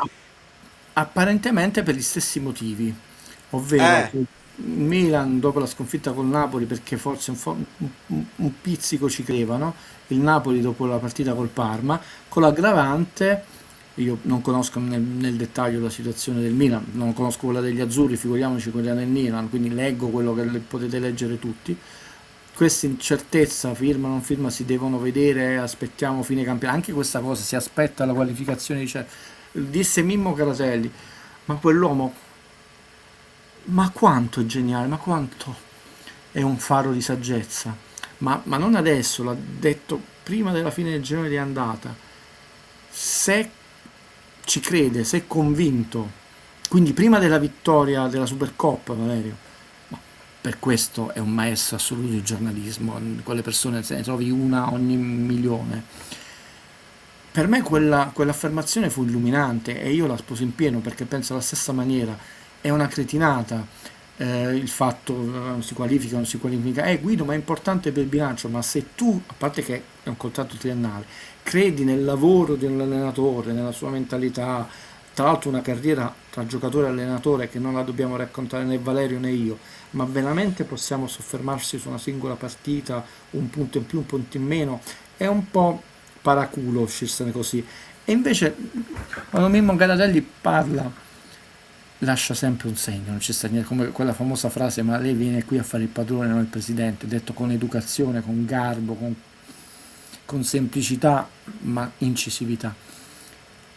Se è convinto, a questo punto non sono convinti entrambi e stanno facendo una sorta di partita a scacchi, ma così perdi tempo nella programmazione e torniamo a quel famoso discorso che fece Guido anni fa, che molto prima di tutti, quando tutti davano al 100% la conferma di Spalletti, io dissi se ne andrà sbattendo la porta. Ho detto noi stiamo perdendo il vantaggio temporale che abbiamo sulle altre, vi dissi questa cosa qui e non fu capita. Ecco, noi in questo momento Champion, è chiaro che per il bilancio cambia tutto e anche per il prestigio, non è che lo sto sottovalutando, è importantissimo, è fondamentale, lo so benissimo ragazzi, è banale, quindi perché dovevo dirvi una cosa banale? Ma a parte quello, in questo momento noi stiamo dietro la Juventus, lo so che a voi vi dà sui denti, la Juventus sta già programmando col suo staff la formazione dell'anno prossimo.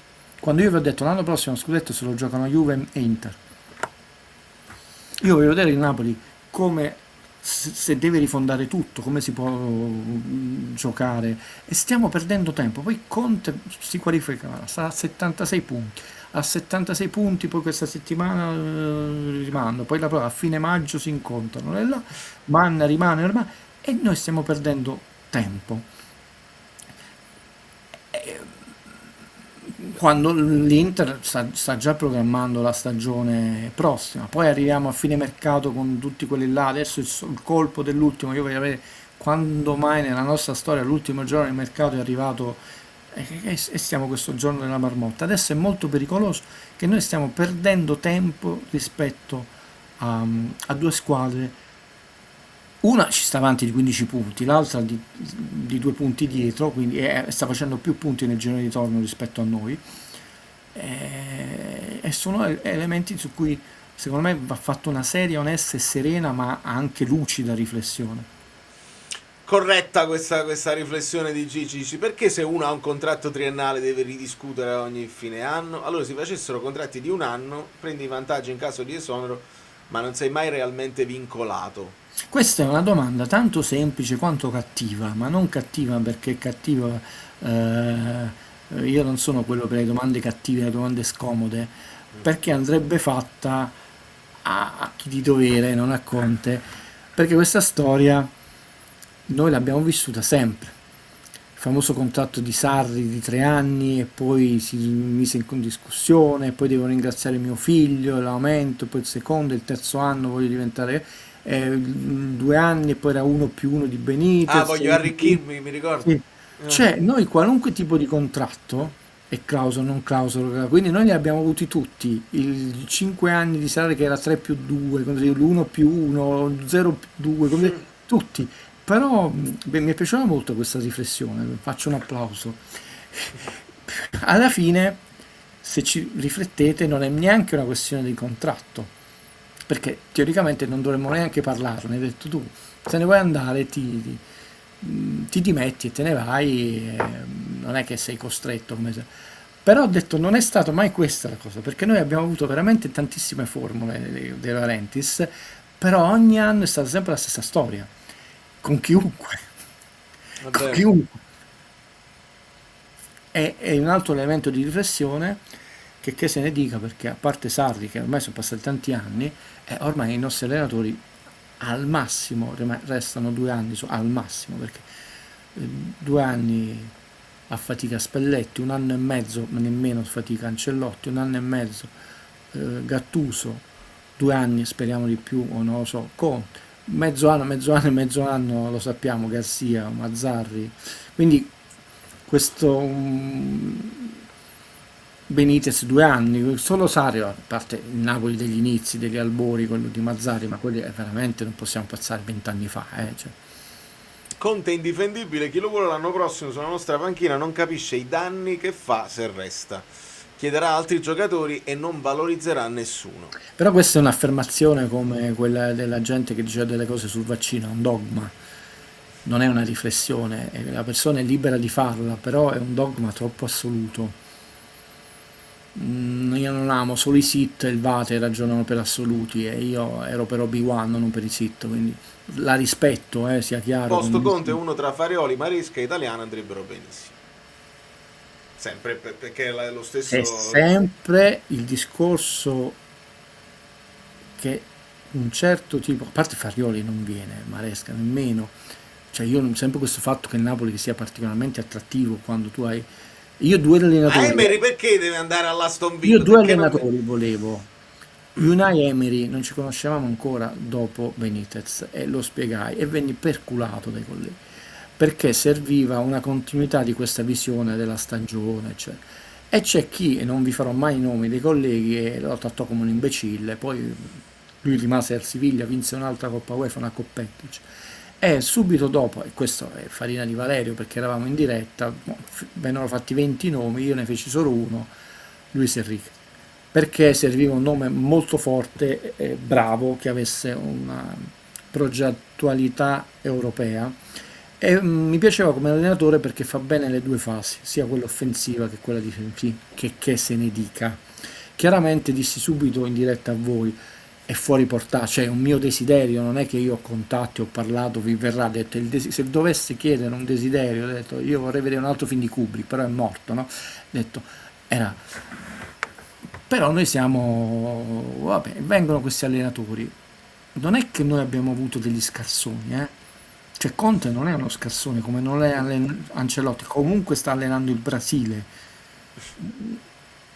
cioè ci sono tanti allenatori brasiliani che vorrebbero allenare il Brasile, cioè mettere un italiano, cioè, e li abbiamo saputi difendere, apprezzare, valorizzare, parliamo sempre che loro falliscono.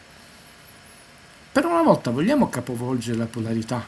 Quanto noi valorizziamo, non che ne avessero, ma addirittura noi li sminuiamo. Cioè, Ancelotti è venuto, io me lo ricordo, non ci conoscevamo amici Bellini, però io avevo sempre queste frasi nelle trasmissioni, e lui il nostro top player. Intervistavano tutti i tifosi fuori dallo stadio delle partite, e lui il nostro top player. Io me le ricordo le frasi. Quando dico io poi vi aspetto l'anno prossimo, se viene italiano abbiamo 15 sconfitte in campionato, non perché ho qualcosa da dirvi, non perché devo dirvi, l'avevo detto, che non dovete rompere le palle però, scusate, perché bisogna essere coerenti nella vita. Ecco, noi abbiamo avuto Ancelotti, è il nostro top player, non è il nostro top player, lui è il nostro top player come se andasse in campo, è bollito, e non facciamo tutto l'esempio. Abbiamo avuto Spalletti, vogliamo ricordarlo come è andato via Spalletti? Perché la letteratura di tutti gli insulti, la cosa più carina che gli è stato detto è che lui aveva paura perché aveva vinto, aveva paura di ripetersi. Questa è la cosa più educata che possiamo dire. E non fa, Benitez non ne parliamo, ma stiamo andando molto indietro. Conte è un anno e mezzo, anche quando abbiamo vinto lo scudetto, gli è stato detto di tutto. Perché per una volta non cominciamo a invertire la polarità? Sto cacchio di Vomero che è al centro del mondo, cioè. Ma noi siamo bravi non a valorizzare, non a difendere, ma quantomeno è come se tu avessi una casa a Monte Carlo, non dico che la rivendi di più quanto l'hai pagata, ma la distruggi, la devi svendere poi, per dire. Cioè noi siamo bravi a avere un attico a Monte Carlo e poi lo distruggiamo, e poi quello che se lo compra dice sì, il valore immobiliare è quello, ma io lo devo rifare tutto quanto da capo. In più non mi hai pagato il condominio per mesi, devo pure compensare il condominio. Cioè noi siamo questo qua, parlo come narrazione. Allora un giocatore può anche andare via, dice ha fatto bene, ha fatto male, alcune cose ha fatto bene, ha fatto male. No, sono gli ultimi degli imbecilli, e quasi mai poi hanno terminato la loro carriera. Allora vogliamo questi allenatori, dall'alto non so per che cosa, soprattutto italiano, no? Poi però lo dovete difendere come tifoseria, avete la maturità per farlo?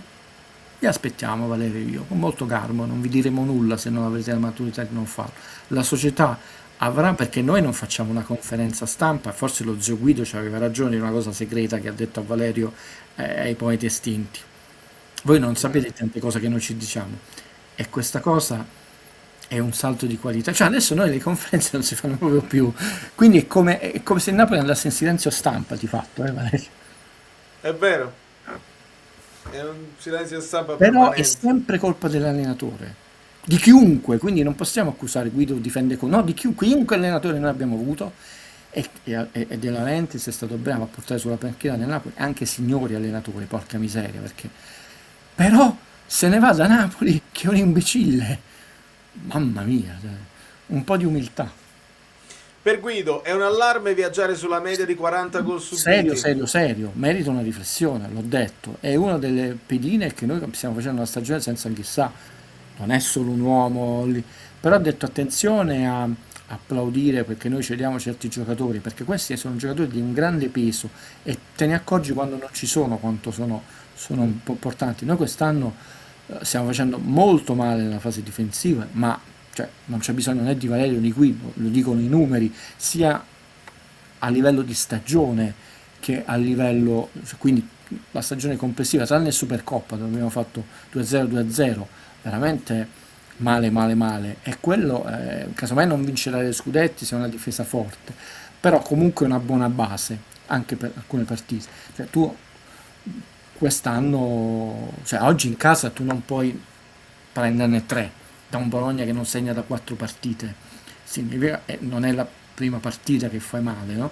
Quindi Noi l'anno scorso avevamo un aspetto molto buono e solido e uno migliorabile.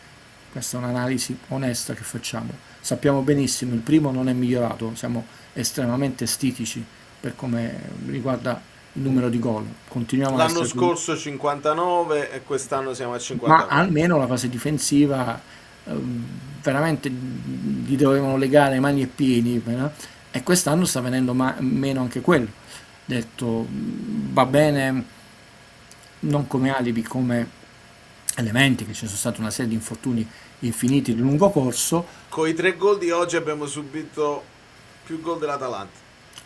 però non va bene, e quindi ci sono due fasi da migliorare, e in entrambe, caro Valerio, è cruciale quello che poi è sempre l'elemento fondante di ogni squadra, il centrocampo, sia per la qualità poi dell'offerta offensiva e sia per la qualità di schermare la fase difensiva.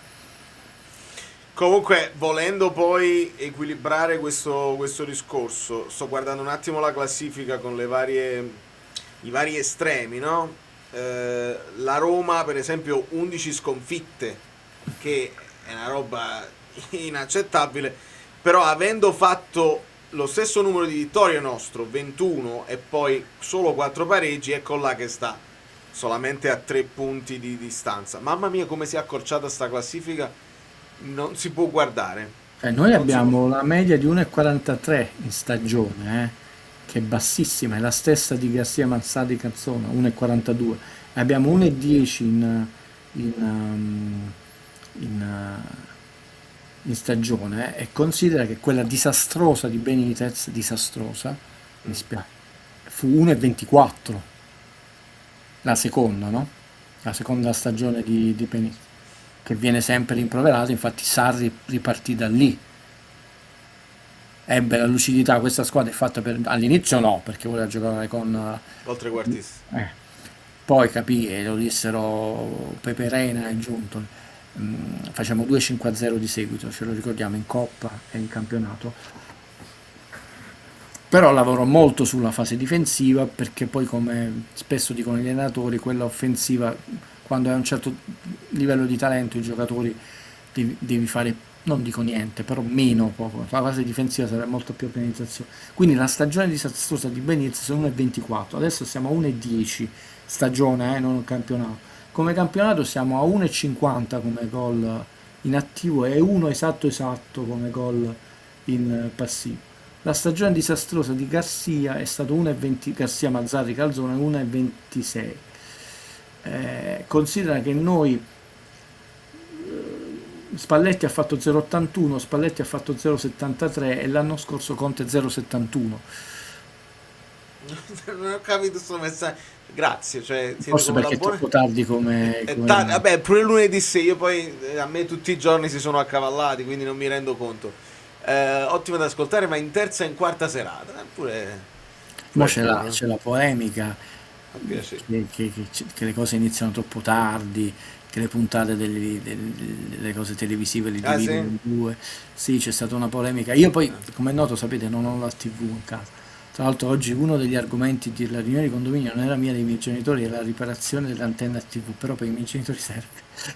Ed è un paradosso che io, chiudo questa parentesi anche per farmi un po' sorridere, no? Spesso sono chiamato a questa cosa qua, mi fa un po' ridere, io non c'ho manco l'antenna, cioè la presa dell'antenna a casa mia, me la sono fatta togliere. Quindi quando vengono a fare i controlli quelli del Camasi non trovano niente, girano, sperano di trovare nascosta, come il classico evasore fiscale italiano, una televisione messa sotto nel water, eccetera. Invece no, non c'è, non c'è manco l'antenna, cioè sai che c'è l'antenna, la presa dell'antenna. Però il pescimento questo fatto che le cose diventa sempre più tardi, quindi immagino che la nostra trasmissione è ormai la terza serata, chiuso parentesi. Oltre ad aver fatto più punti di quest'anno, è il secondo dopo Pioli per punti nel girone di ritorno con 35. Allegri ne ha fatti 10 in meno ad oggi, Gattuso out, e poi aveva 2,26 come media gol in attivo. 2,26. Per vedere un Napoli così brutto devo tornare a Gattuso, dice invece Riccardo, dice che è brutto come quello là. Ma Giovane come calciatore a che serve? Politano titolare a che serve? Non lo sto capendo, poi è troppo poco per valutare Giovane, perché oggi personalmente nella partita brutta, moscia e non cattiva, perché non sono stati manco fallosi, quindi non possiamo manco dire brutto e buono e cattivo, è stato un po' meglio, un po' più nel vivo del gioco, però io ancora non ho capito dove lo dobbiamo schierare Giovane, è un mio limite, ma diciamo troppi pochi minuti, troppe poche partite, mentre sappiamo il ruolo, le potenzialità e anche gli eventuali, si spera, enormi margini di miglioramento di Alisson o Santos, come lo volete chiamare. Su Giovane io e non è stato questo colpo di fulmine di McTominay che vi dissi subito, questo c'ha gamba per arrivare in porta a far gol. Non riesco ancora a capire nello scacchiere eventuale nel Napoli dove può essere posizionato. Certo non è minimamente un vice chissà, No, direi di no. e non mi sembra duttile come Elmas. Non so se verrà riscattato, perché poi subentrano delle cose poco logiche. Lo puoi anche far vedere uno schema, no vabbè, poi è troppo lungo, perché quello là di tutti i giocatori con i prezzi, però diciamo alla fine Giovane vale il riscatto di Elmas, quindi nel caso venga riscattato, no? Perché Giovane viene riscattato? Giovane 18 milioni il riscatto, 2 di prestito e 18 di riscatto. Elmas è 2 di prestito e 17 e mezzo di riscatto, senza bonus facilmente quindi sono equivalenti. Elmas è del 99, Giovane è del 2003, però Elmas ha 250 presenze nel Napoli. Abbiamo venduto il dubbio tattico Raspadori per comprarne un altro. L'abbiamo già affrontato, ragazzi. Personalmente io almeno uno dei due l'avrei tenuto per 1000 ragioni tecniche, tattiche, di testa, intendo tra Simeone e Raspadori. Non tutte e due era impossibile, perché giustamente meritavano, non facevano storia, perché poi tra l'altro bisogna dire che sono stati dei giocatori che hanno fatto molto spogliatoio, infatti facevano molto bene. Ho trovato di cattivo gusto, e poi ti si ritorce contro, tutto quel parallelismo che Simone non segnava più, Lucca fortissimo, cioè Simone quest'anno ha 11 gol, ha segnato più di Lucca, Neres, Gong, Lindstrom, fai tu, Giovanni, La lista è lunga. la lista è lunga. È ovvio, quello è abbastanza semplice, anche perché conoscevamo le loro qualità, eventuali difetti di entrambi, la loro età, il loro attaccamento, è stato molto pesante. Ho letto un'intervista di Simeone che addirittura lui spera di tornare a Napoli, in un ruolo e non altro, come un giocatore. Io so che la famiglia ha sofferto molto, quella di Simeone, il distacco, però non ha fatto storie. Raspadori voleva giocare forte, è ovvio che ha detto tu non dovevi pagarli, li avevi già comprati, almeno uno dei due. Tra l'altro quest'anno tu lo stai pagando, perché non hai il ricambio di fatto, non avendo mai avuto Lukaku, e lo stai pagando anche perché si vede che il ragazzo è stanco. No, non sono obbligatori, obbligatori sono quelli che sono già scattati. Diventa obbligatorio quello di Højlund alla qualificazione ufficiale per la UEFA Champions League. I due, Giovane e Alisson Santos, non sono obbligatori.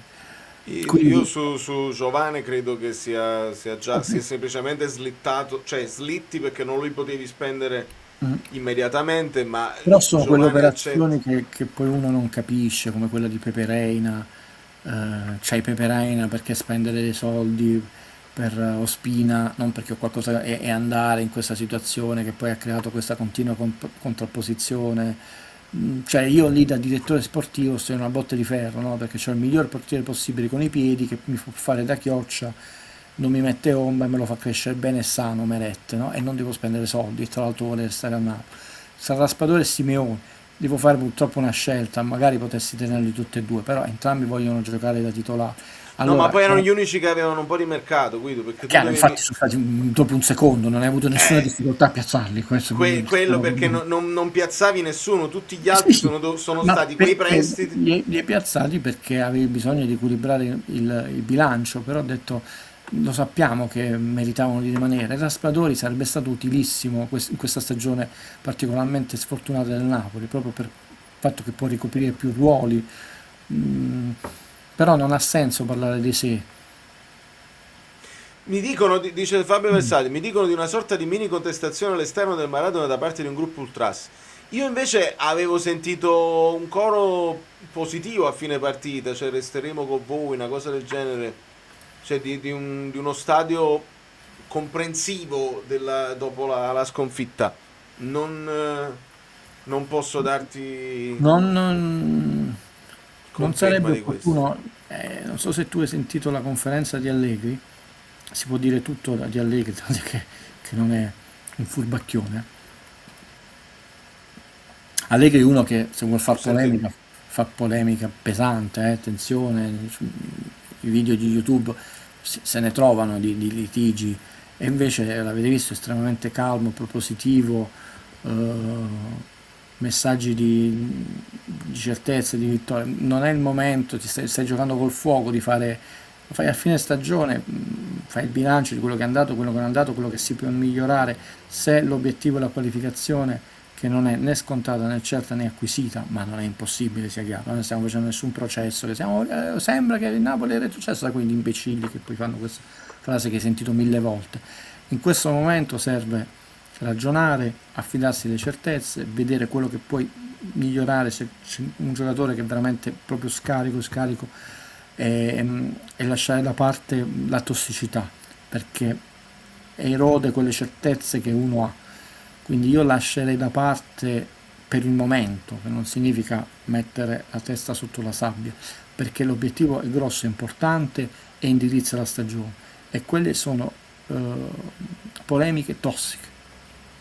Sì, Allora ho preso fischi per fiaschi, mi farò poi dare una mano da quelli che sono stati allo stadio. Mali c'è perché è un finale stagione dove ci sono troppi risultati scadenti, cioè lo capisco, non lo condivido, ripeto, per le merendine scadute che casomai vengono a vederci, ma non mangiate merendine scadute, per cortesia, fatevelo per me. C'è tanta frutta buona in Italia, tante cose buone. Non perché noi difendiamo, è una questione di obiettivi. Lo sport è fatto di meccanismi molto importanti e molto delicati. In questo momento non ha senso. Si conquista l'obiettivo e poi si gettano basi solide, partendo da tutti quegli elementi negativi che hanno caratterizzato la stagione. Lì sì devono essere valutati con estrema serietà e freddezza, perché devi gettare le basi per una stagione migliore. Adesso diventano tossici. Comunque veramente questo messaggio di Mardocchino che dice appena non gioca il Re Kevin non riusciamo a fare 2 passaggi, ma non era scarso, non era uno stipendio buttato. Una cosa che io non sto sopportando, e non ti dico un ingegnere che è di bocca buona, l'ingegnere non è contiano, sappiatelo, non sei juventinizzato, lui non è, se voi pensate che la mia famiglia è vincere l'unica cosa che conta, scordatevelo. Cioè, mio fratello ci sorride, lui che ha conosciuto Conte al carcere, noi ce la ridiamo in famiglia di questo fatto. No, non sopporta questi continui passaggi all'indietro. Noi oggi abbiamo, a un certo punto io vedevo la partita e dicevo papà, ne abbiamo 7 del Bologna. Io non dico che bisogna lanciare lungo, ma sono 7. In calcio, a meno che il Bologna non gioca in 13, avrà 3 giocatori, hai fatto il lancio lungo e Haaland ha conquistato quel calcio di punizione ai limiti dell'area dietro la curva A, no? Noi abbiamo tanti falli laterali che la ributta indietro, tanti passaggi indietro. Io mi ricordo Zeman in allenamento e stesso in partita, io l'ho viste dal vivo le partite di Zeman quando faceva con la sua calma, la porta è da quella parte. No, è vero, cioè, io stavo dietro la panchina, ho visto il Foggia delle Meraviglie, ho visto la Lazio delle Meraviglie. No, perché Zeman questo era meraviglioso, cioè vinceva o perdeva, io penso che poker ti porterebbe via di tutto, cioè, per umiltà ti lascerebbe le mutande perché è una sfinge, proprio non la riesci a interpretare, no? Cioè, Conte quando segna, tu lo vedi, sembra che lui ha segnato in campo, quando sta incazzato, incazzato, no? Cioè, e lui faceva la porta e da quella parte. Bellissimo. No, ecco, questo continuo a giocare indietro, pensiamo ai fatti nostri al Napoli, insomma, oggi per esempio c'è stata una bella azione dove è mancato e Haaland gli aveva fatto il movimento, sempre andando dietro la curva A, poi tu l'hai dato come passaggio più facile a Politano che ti era a fianco, ma lì al massimo lo sbagli, è lungo, te lo intercettano, ma dobbiamo avere maggiore personalità per cercarla l'imbucata. Oilunit l'ha fatto bene il movimento per dettare la profondità e avere l'uno contro uno, poi il difensore può prenderla in scivolata. Noi tante occasioni, poi torniamo indietro, ci sono delle cose nettamente da migliorare, non è che non le guardiamo. Per Valerio ormai vi abboffa di screenshot, ma fosse per me noi potremmo, come faccio a lezione, io per spiegare una scena ci metto anche 3/4 d'ora, perché devi spiegare a tutti una scena piccola. Sarebbe bello una volta smontare una partita azione per azione e vedete quanto è complessa, c'è tanto da migliorare. Mentre prima dicevamo questa squadra ha margini di miglioramento, no, è tornata indietro e c'è tanto da migliorare, ma a questo momento della stagione, se vuoi gettare basi solide per la prossima stagione, devi mettere in cassa i migliori della Champions e poi fare un'analisi molto seria di tutte le cose che non hanno funzionato bene. Il rapporto tra staff medico e squadra, che può avere inclinato un certo rapporto fiduciario e anche una certa serenità dei giocatori, potrebbe essere, non ho la certezza, tante cose, e noi credo con Valerio avremo il tempo, la voglia, la serenità, non dico tutte perché chi può saperle tutte, di provare a avere almeno i 4-5 macro temi della stagione che sono nettamente migliorabili. Qua non si mette la testa sotto la sabbia mai e si combatte fino alla 38esima giornata, non è che è meno 15, no, ma io sto già pensando al prossimo campionato, non funziona così.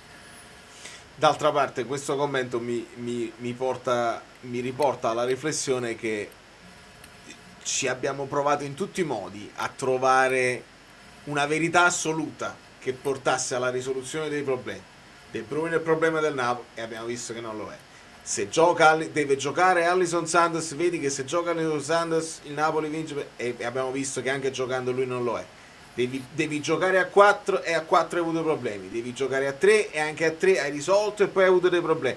Quindi quest'anno proprio, se lo vai veramente a vivisezionare, le squadre che non hanno più stimoli, non hanno niente da chiedere al campionato e ti vanno a bloccare prima la Juve, poi il Napoli, poi...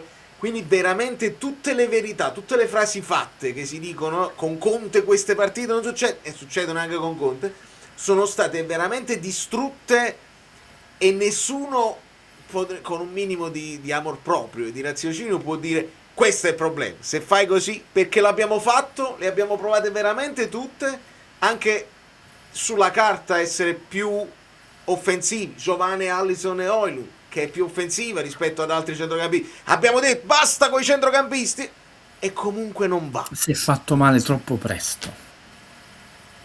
Vale, perché non era Anghissà che si fa male, perché comunque sono da varie stagioni nel calcio italiano nel Napoli. Lui aveva detto io guardo voi e cerco di capire dove devo servire. È diverso il fatto che l'infortunio, oltre che poi si è fatto male Lobotka, Gilmour e Anghissà, non dimentichiamo mai, però lui era il primo anno, a inizio campionato non era uno stato di forma scintillante e si stava provando a farli giocare tutti insieme.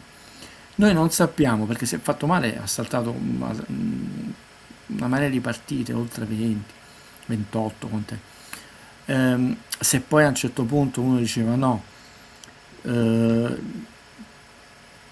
ruotati a turno, cioè noi giochiamo col centrocampo a 3 e riposi una volta tu, una volta McTominay, così giochiamo tutte le partite a 1000, perché tu avrai sempre oppure dice no, non è al centrocampo ma tu giochi come esterno alto, o giochiamo 4-2-3-1, non lo sappiamo perché si è fatto male all'ottava giornata, ai primi minuti dell'ottava giornata e ha saltato tutto un girone praticamente.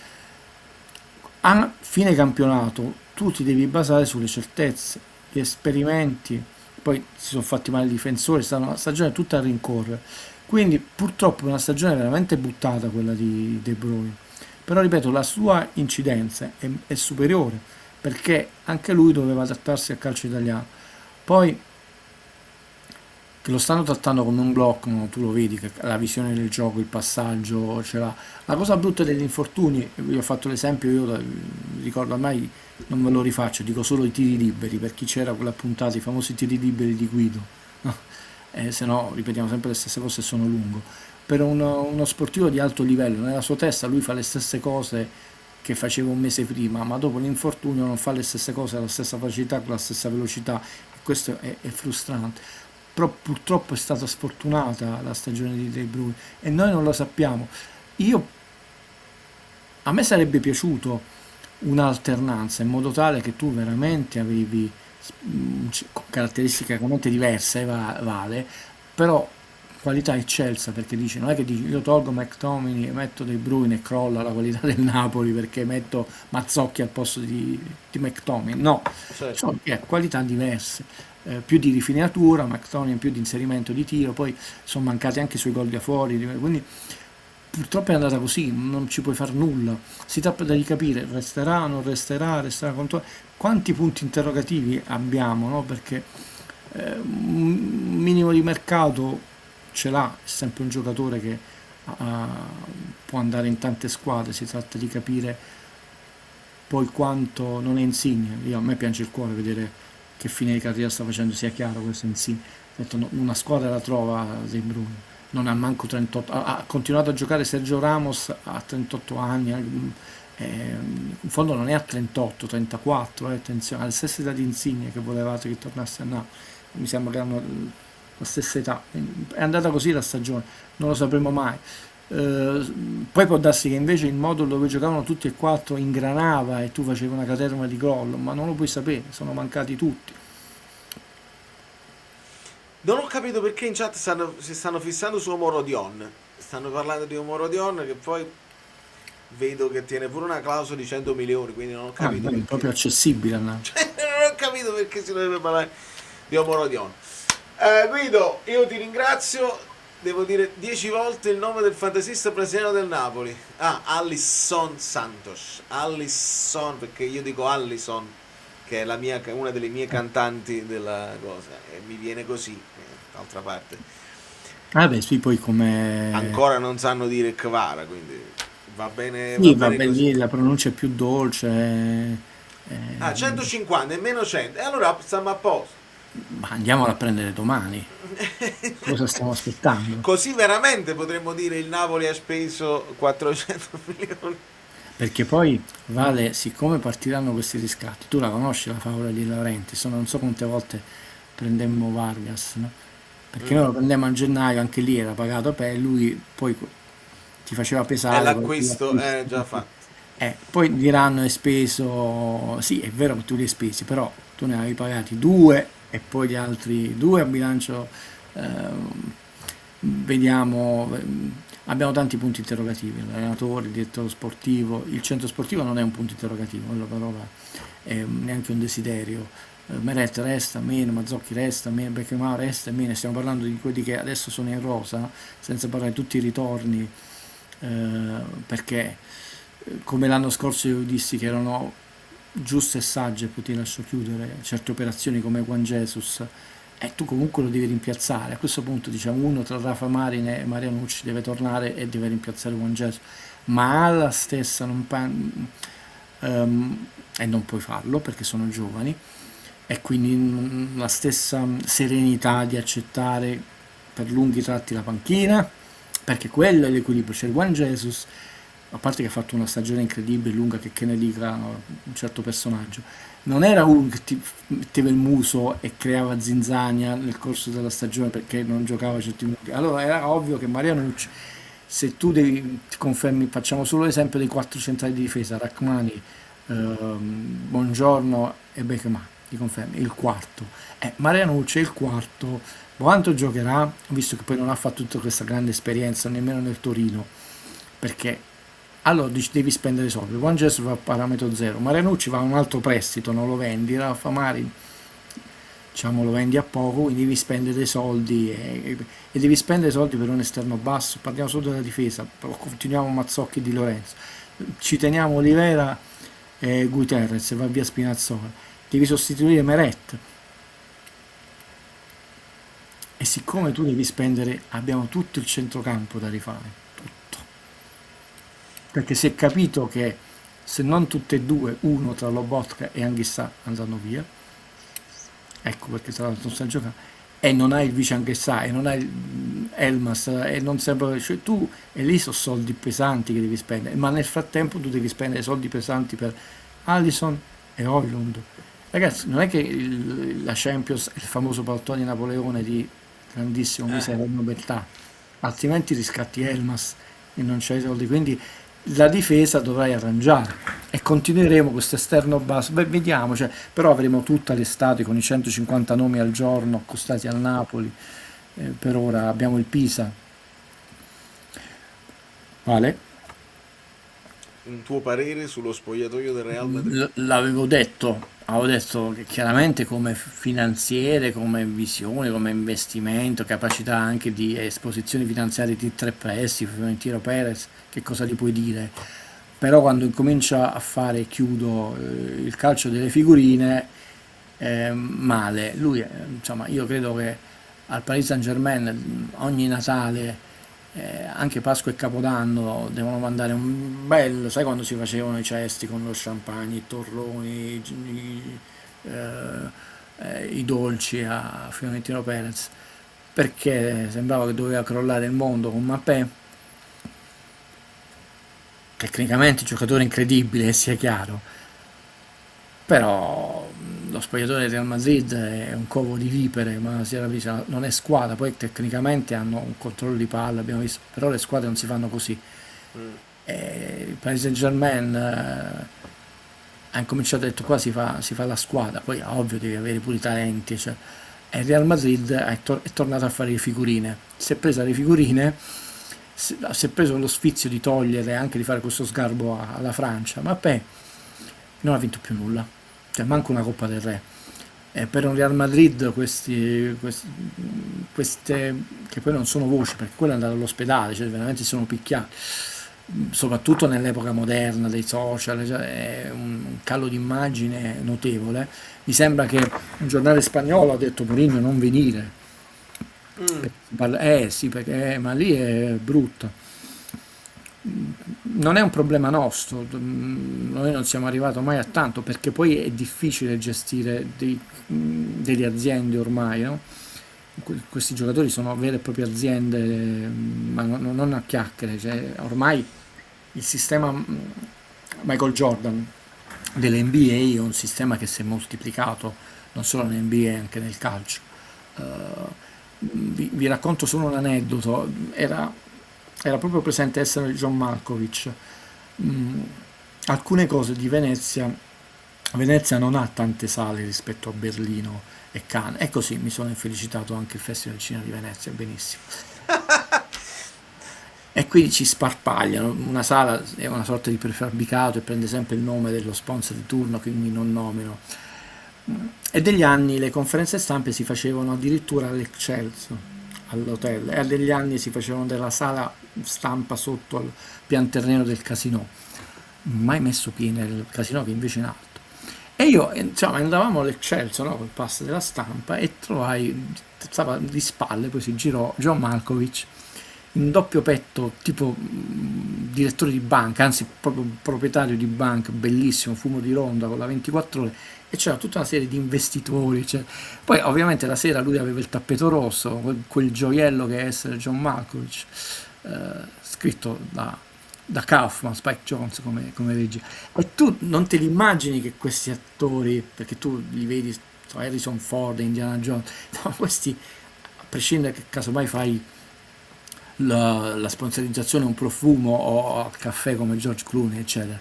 No, questi comunque sono investitori, la giornata hanno tutti gli impegni, qua devo parlare con questi, qua devo parlare qua per un fondo. I giocatori di adesso, i calciatori, a prescindere dagli investimenti, tu vedi Hamsik che ha la passione delle moto, c'ha la sua academy, ha studiato come allenatore e addirittura ha un vigneto.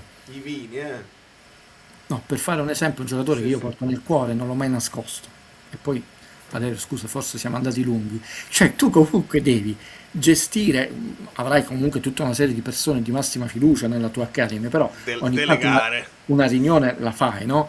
Cioè, E ti sei preso il tesserino in Italia perché siamo i migliori a insegnare, quindi è venuto, cioè, il percorso è lungo a Coverciano.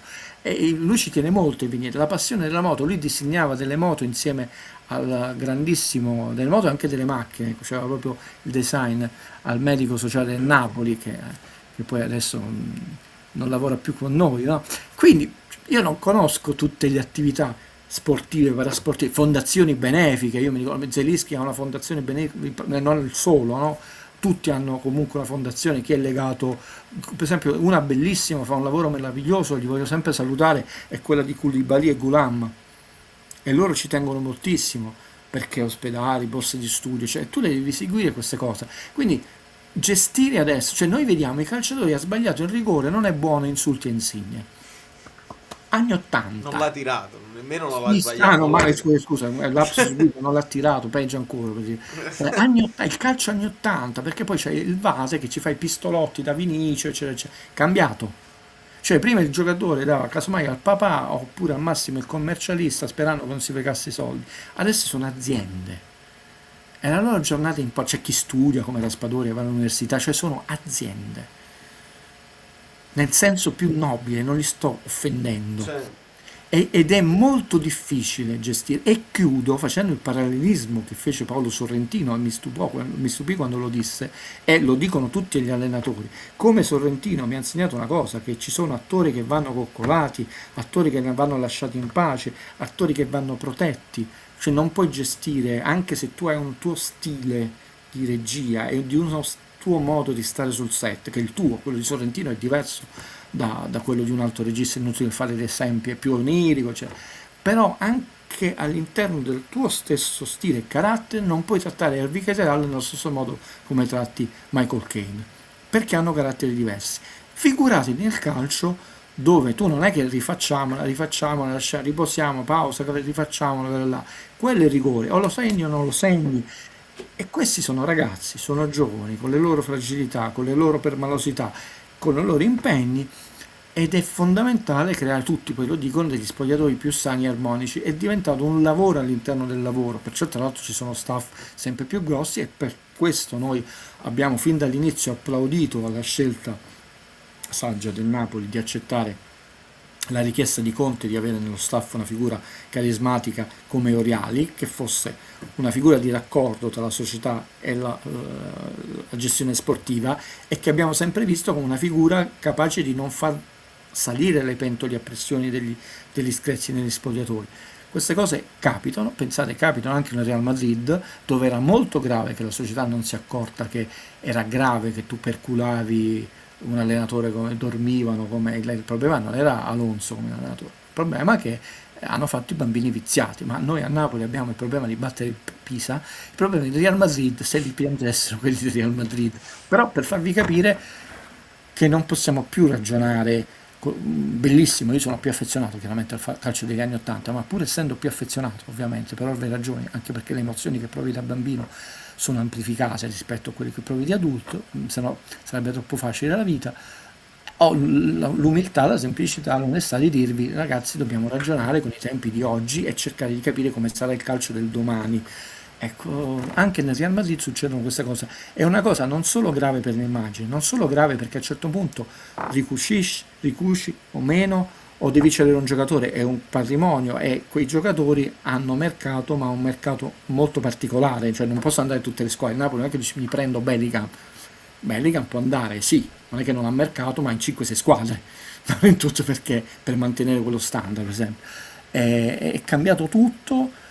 Ed è un problema per l'allenatore che viene dopo, che non ha solo il problema di la tattica, migliorare, dobbiamo migliorare questo aspetto, abbiamo preso ma risanare l'umore di uno spogliatoio. Si era detto anche nel Napoli, nel famoso, che poi non è vero, è stato, non è stato, l'ammutinamento, non è vero, noi l'abbiamo avuto, non così grave, perché poi alla fine era contro la società, non si sono picchiati tra giocatori. Questa è veramente l'ultima ratio, quando i giocatori non si... Può capitare, l'ha detto anche il Pampasosa, non è che noi eravamo amici di tutti, vai con tutti a cena, però avere addirittura un atteggiamento dove sei costretto ad andare alle mani significa che si è rotto in maniera molto grave. Mamma mia, che domanda difficile, però onesta. Grazie Guido, gentile. Ci aggiorniamo. Ci Perché il aggiorniamo, sì, campionato non no, è finito. dico, il campionato non è finito. No, ti confesso una cosa, perché ho saltato una domenica, grazie per il piano sequenza. Eh, parte un sacco di corsi, un sacco di impegni, quindi mattina impegnato, pomeriggio impegnato, notte impegnato quando registro. Sono un po' in difficoltà, ma lo farò tra domani e dopodomani, perché io mi ero dato una regola, concedimi questa cosa, così vi racconto una cosa segreta, non di parlare sempre bene di film, quello lo lascio fare agli altri, non mi piace quella marchetta. Mio fratello disse parla solo di film che hanno qualità, quindi quelli che meritano una strompa.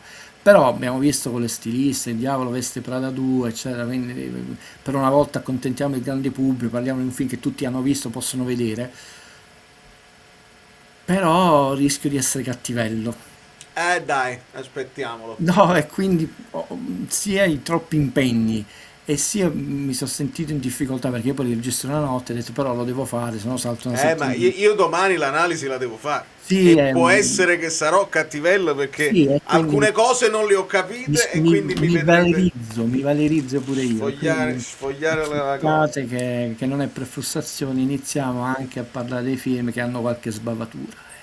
Sì. Non lo facevo per censura e né per autocensura, tra l'altro ne facevo talmente pochi di video, era proprio per una scelta, perché tra l'altro insomma ne vedo e parlo di tanti, però è un film importante, soprattutto per chi è giornalista, e dovrò essere serio, anche se lì c'è una frattura, immagino, tra pubblico e critica, è uno di quei casi dove effettivamente fai la parte che i critici sono pesanti, però tu è un po' come le analisi di Valerio, no? Queste cose, tu devi andare oltre e quindi ti domandi da qui a 20 anni che peso avrà nel panorama cinematografico e anche nell'influenzare le nuove generazioni. Già vi anticipo una cosa, perché il diavolo veste Prada ha avuto un peso anche a livello emotivo per alcune generazioni che hanno scelto un certo tipo di percorso della vita, cioè, perché è stato un film riuscito. Il problema di questo film che fa un sacco di soldi è che secondo me è un film vecchio. Vi anticipo una cosa, lo sapete in anteprima, è un film vecchio, che è la cosa peggiore per un film, Valerio. È meglio un film bruttissimo che un film vecchio.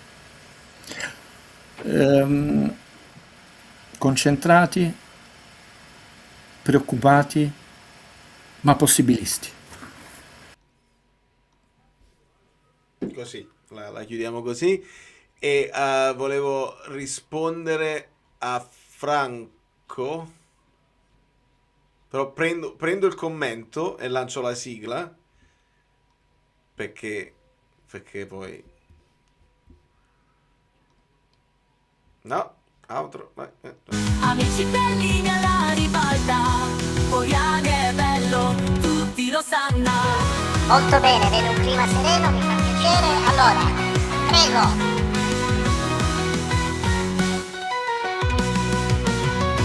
Allora, abbiamo finito, grazie e buona serata a tutti. Andiamo.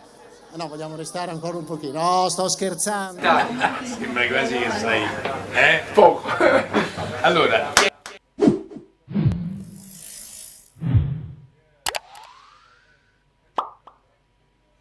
Io, Mertens che festeggia con Lang, l'ho visto. Tu non ti sei visto uno degli ultimi video miei, perché l'ho fatto vedere proprio... Ho postato proprio la foto. Quindi qualcuno sta mollando